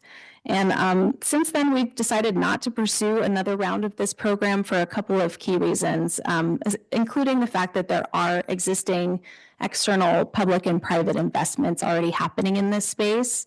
We did experience some challenges during implementation of some of these sites, and we just feel kind of that our program dollars can push the needle a little bit further with a focus on multifamily and workplace charging moving forward. But ultimately, this sector is evolving very quickly, and we continue to follow and explore ways that we can help support fast charging deployment in our service territory. And the last one here is that our new construction affordable housing EV charging rebate program just hasn't unfortunately seen much uptake yet. And this program's funding was approved by the board back in 2022, and it was specifically to support new construction affordable housing compliance with that cycle of REACH codes at the time. And the purpose was to make sure that the local EV REACH codes wouldn't pose a burden to these new construction affordable housing developments. Since the launch, we've learned, a lot about these projects. They have very long and complex financing and development timelines. The complexities beyond just the EV charging in particular. So we've learned, and we've also recognized that the state building codes that have now largely aligned with our EV REACH codes locally mean that, REACH code compliance support over time will diminish. But the key point here is that we don't anticipate that the funds that we've set aside for this specific purpose will be spent anytime soon as they're currently allocated. And so I want to emphasize we plan to continue to offer these rebates for new construction affordable housing in particular, but we want to unlock and consolidate this budget with the broader EV charging rebate program to ensure the greatest near-term benefit of these dollars. And with that, I will turn it over to Nupur. Thanks. So given everything that we've learned to date, we believe we're at a pivot point with our transportation electrification programs. And what we want to do is really focus on scaling impacts moving forward. Thanks. So we are proposing to reallocate $7.2 million that we have in leftover or unspent funds to 3 core EV charging programs. First, we want to relaunch our technical assistance programs so that we can focus on those right-sized solutions that Hannah described, because those are cheaper and much easier to implement. We want to add more funding for EV charging rebates so that we have workplace and public location charging, which are more opportunities for multifamily residents to charge. And we want to see more EVs on our streets, so we want to provide more rebates and more education events. Consolidating our funding into these 3 larger programs will help us manage a smaller portfolio, so we will also gain some administrative efficiency by doing this. So where does this $7.2 million come from? The bulk of it comes from the new construction affordable housing program. About $5.8 million is what we have left over for the reasons that Hannah described. We have another million or so coming from our fast charging incentives program, and then two of our programs have roughly about $100,000 each. I want to emphasize that we are not asking for new budget allocation here, but really redistributing existing program funds. I won't go into the details here, but essentially what we're doing is we will continue to support affordable housing and having EV charging solutions for their residents, but we will remove the exclusivity that we currently have around $5.8 million of the funding. So the new approach is shown on the right side here, which will be a $9 million bucket that will be available for existing market rate, existing affordable, and new construction affordable housing on a first come, first served basis for EV charging. With the reallocation, we are proposing adding $5.1 million to EV charging rebates and about $1 million each to our technical assistance and our EV rebate program. And with that, we expect to more than double our impact that we have had in the last 5 years. So that means roughly 200 more sites that can go through technical assistance, another 2,000 or so EV charging ports installed, about 450 more EVs purchased or leased with our rebates by low-income residents, and 10 additional education events. So with that, staff is recommending that the board approve the Transportation Electrification Program budget reallocation of $7.2 million in unspent funds as follows. Add $1.1 million to the Charging Technical Assistance Program, add $5.1 million to the EV Charging Rebates Program, and add $1 million to the EV Rebates and Education Program. And we're happy to take any questions. Thank you. Are there any questions from the directors? Nice. Oh, Director Riestra. Thank you. Having just approved a project last night with affordable housing, and I know how hard it is for these developers to assemble the money. I saw you said there was one application, for with this incentive. Is a lot of this due to the fact that it's available to affordable housing and they are rolling out so slowly? Like there's a certain point of development?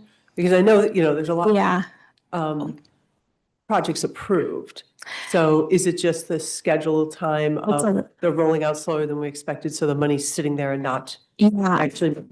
Exactly right. It's very much a long time frame. I've been talking to some developer managers of certain projects that have been ongoing for 3 years now since we launched the program, and I'm getting close. They're about ready to put in their application, but it is still just taking that time. And I think, honestly, it's just given the other development financing costs that they need to cover. This is kind of like small potatoes in the end of things. They're trying to pull together all of the other resources to get those projects built, that this kind of comes at the end. And so we're working on it. We do have a couple of folks that we know that they're going to submit an application, but it's just, it's a long time horizon for these projects. And we're very flexible. We work with them to try and, understand their project constraints and financing timelines as well. And our applications are, we approve funds and we hold it for up to 3 years. We know that these are very long development timelines. Yeah, so what I'm hearing and what I thought is it's a timing issue, not a lack of interest. Yes. People are always very interested in the dollars, but it's more just like, okay, well, when we get the rest of the project pulled together, we'll get back to you, kind of thing. Great, thank you. Thank you. Seeing no other questions, any member of the public wishing to speak on this item in the room? Seeing none. Any member remote? None online, Chair. I'll go ahead and close the public comment and bring it back to council for a motion. Director Martinez-Beltran. Thank you, Chair. I'll move for staff and for the board to approve the Transportation Electrification Program budget reallocation of $7.2 million in unspent funds as delineated in our staff report. Thank you. Is there a second? Director Page. I'll second that. Thank you. Can you please conduct the vote? Yes, thank you. Director Hilton. He's still there. Sorry about that. Aye. Thank you so much. Director Mekchek, Aye. Barbadillo, Aye. Martinez Beltran, Aye. Fruin, Aye. Tyson, Yes. Vice Chair Meadows, Aye. Chair Klein, Aye. Director Risto, Aye. Showalter, Aye. Squizzola, Aye. Lee, Aye. Page. Aye. Thank you. That carries unanimously. Thank you. And I know it is now 9 o'clock. That being said, I know that there's a presentation that was postponed since November that I've been told is relatively short. So we've taken a lot of action tonight, but let's go ahead and move to the next item, receive update on net billing tariff following the first year of customer performance. And if directors need to leave, I totally understand. Yes, exactly.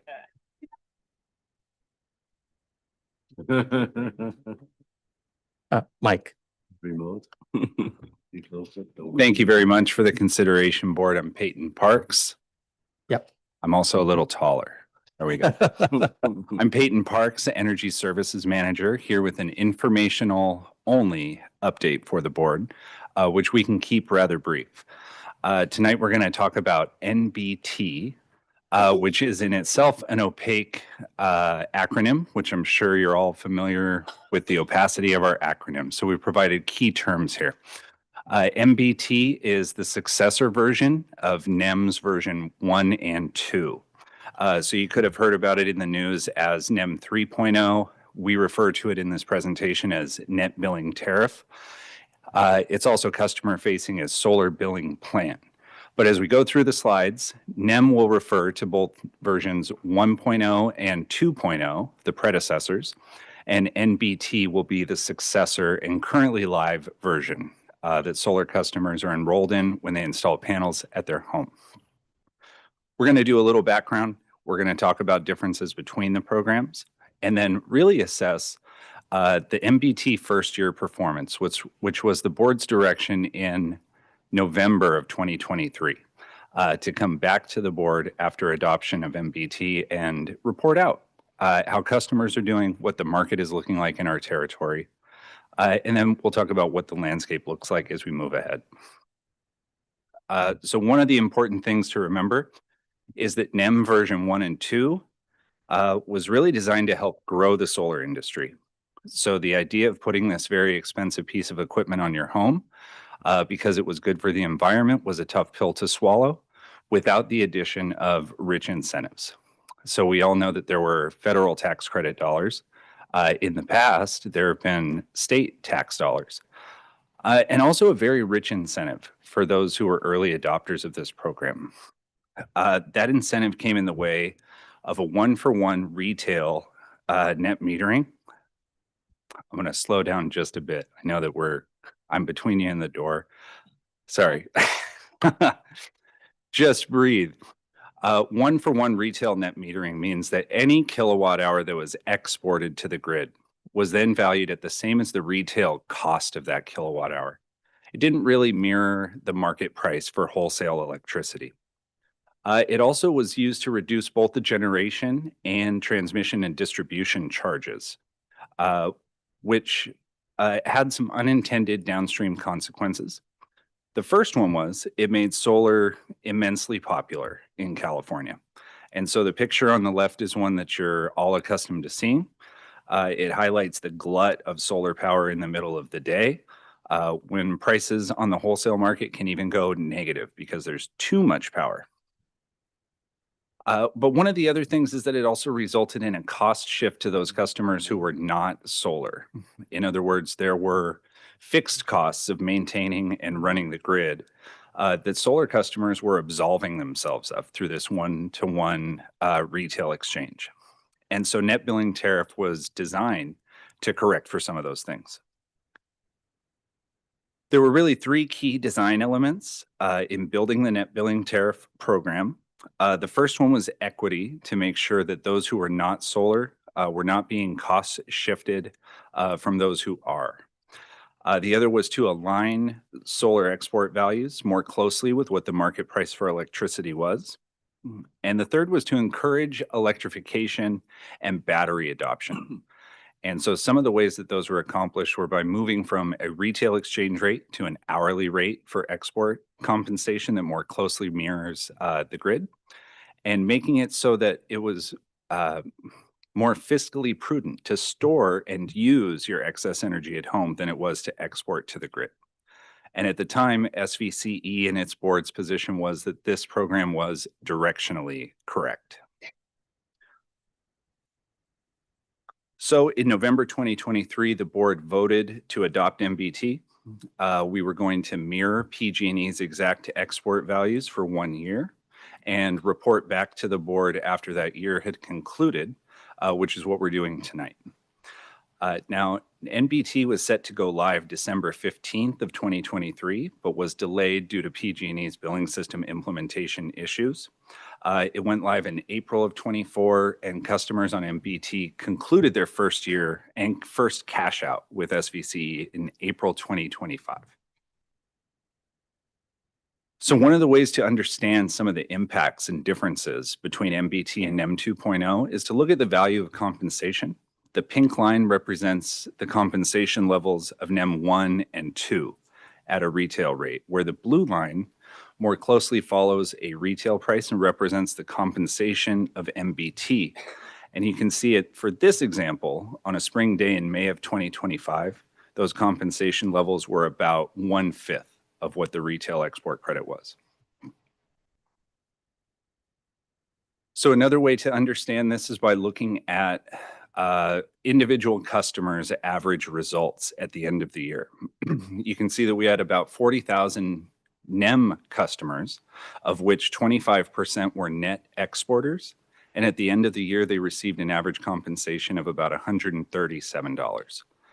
On net billing tariff, because it was new, we had significantly fewer customers, but roughly the same percentage of net exporters at 28%. But their compensation was lower at $56, which shows that the program in its design intention was working by making it more palatable to use and consume or store your energy than it was to sell it back to the grid. Now, if we zoom out and take a look at SVCE's market for solar as a whole, this graph is tracking solar NEM installations in dark blue, and NBT installations in orange. The light blue line that overlines this shows the year-over-year change in solar installations. So you can see there was a big dip in 2020. We all know why. Some of that backlog is displayed in 2021.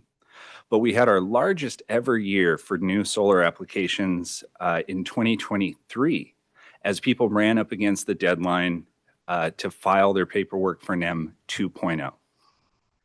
After this, you see that new applications are dropping off a bit, which was a feature and not necessarily a bug of MBT implementation. There was some leveling off of interest, but interest has not dropped to zero. As you can see, there were still between 3,000 and 4,000 applications per year in 24 and 25. What's not immediately apparent on this graph that I wanted to call attention to is that the blue bar for NEM customers continues growing across 24 and 25. And this is due to the backlog, just the sheer volume of customers who signed up in 2023, waiting for their installs to come across the line and finally be switched on. Now, one major success of the program is that it has immensely upped the attachment rate of paired storage to solar for new installations. Under NBT, we're seeing an attachment rate of 83%. For the roughly 2,700 customers that we had, that means 2,200 new residential batteries were deployed in SVCE's territory between April of 2024 and when this data was pulled in September of 2025. So SVCE plans to continue to support local installs and growth of the market as a whole, not necessarily through incentives, but in working on making sure that the messaging is out there, that solar is a great complement for electrification. Some of the ways that we're doing that is by offering a solar and storage assistant through our eHub.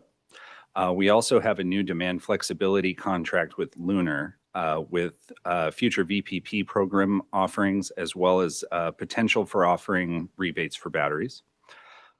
And then we plan to implement solar and storage on-bill financing to sort of gauge the interest of the public.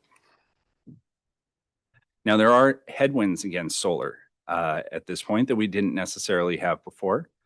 As of December 31st, 2025, the last day of the year, the federal tax credit for owned solar systems has disappeared, though that tax credit will be available for third-party owned systems until December of 2027. We also saw the demand-side grid support program, a state-sponsored virtual power plant program, didn't receive additional funding for 2026 and beyond, and we're waiting to see what the implications of that will be. And we're also lowering our net surplus compensation payment to 1x PG&E's net surplus compensation for 2026. And in the past, we had offered a somewhat richer incentive on the net surplus compensation. There are no requests for action of the board tonight. So instead, our conclusion just sums up quickly that solar is still growing in the area after the implementation of MBT, but at a slower pace. It does seem to be encouraging the attachment rate of paired storage. And there are new challenges on the horizon that we will work with the board to make sure that we are positionally on the right side of those topics and moving electrification forward for the territory. Thank you. Thank you. Are there any questions of staff? Vice Chair Meadows. Thank you very much for the update. So I wondered, sorry, this is a very personal example, but our solar has always been my husband's bailiwick. So excuse the naive question. But if you want to increase your panels as you're, growing your electricity use, switching appliances and all that stuff, do you retain your NEM status, or do you boot any time when you add panels? Are you going to go to NBT and lose your NEM status? I believe that the rule currently is that if you increase your system size by 10% or more, 10% or more, you'll change your status. Okay, thank you. I'll let my husband know. Director Showalter. Could you explain a little more fully what demand side grid support is? I cannot at this time. Yes, if you would, Monica, that'd be great. I think the concept there is one that we talked about earlier, is trying to incentivize either through tariffs, rates, or through rebates or other programs, the appropriate use or the better use of energy throughout the day. So through charging your vehicle, through deferring when your kids get to run the dryer. So it's looking at, on the demand side, which is customers' load, how we can manage that to avoid having to build more resources on the grid. That's what kind of it means. It's just a fancy term for that. Thank you. That's very clear. Thank you. Thank you. Any other questions? Any member of the public wishing to speak on this item? In the room, remote? Okay, close public comment. Thank you very much. We've been talking about this and glad to see it finally come back from a report standpoint. So thank you for that education. Thank you, Chair. Thank you. We'll move on to board member announcements and direction on future agenda items. Thank you for first indulging the chair and staff to finally get through this item, which has been postponed multiple times. Thank you. Anything from the board or future items? Director Makachuk. I just want to say that the randomness of asking for votes really makes you pay attention. Thank you, and thanks to the clerk. That was one of the things I've been trying to to move forward with this organization. I totally agree. It's not, it does focus the directors to a large degree. It's a compliment. Thank you. Seeing no other comments, we will adjourn this meeting at 9:15 PM. Thank you very much. All the best in 2026. It's 9:15.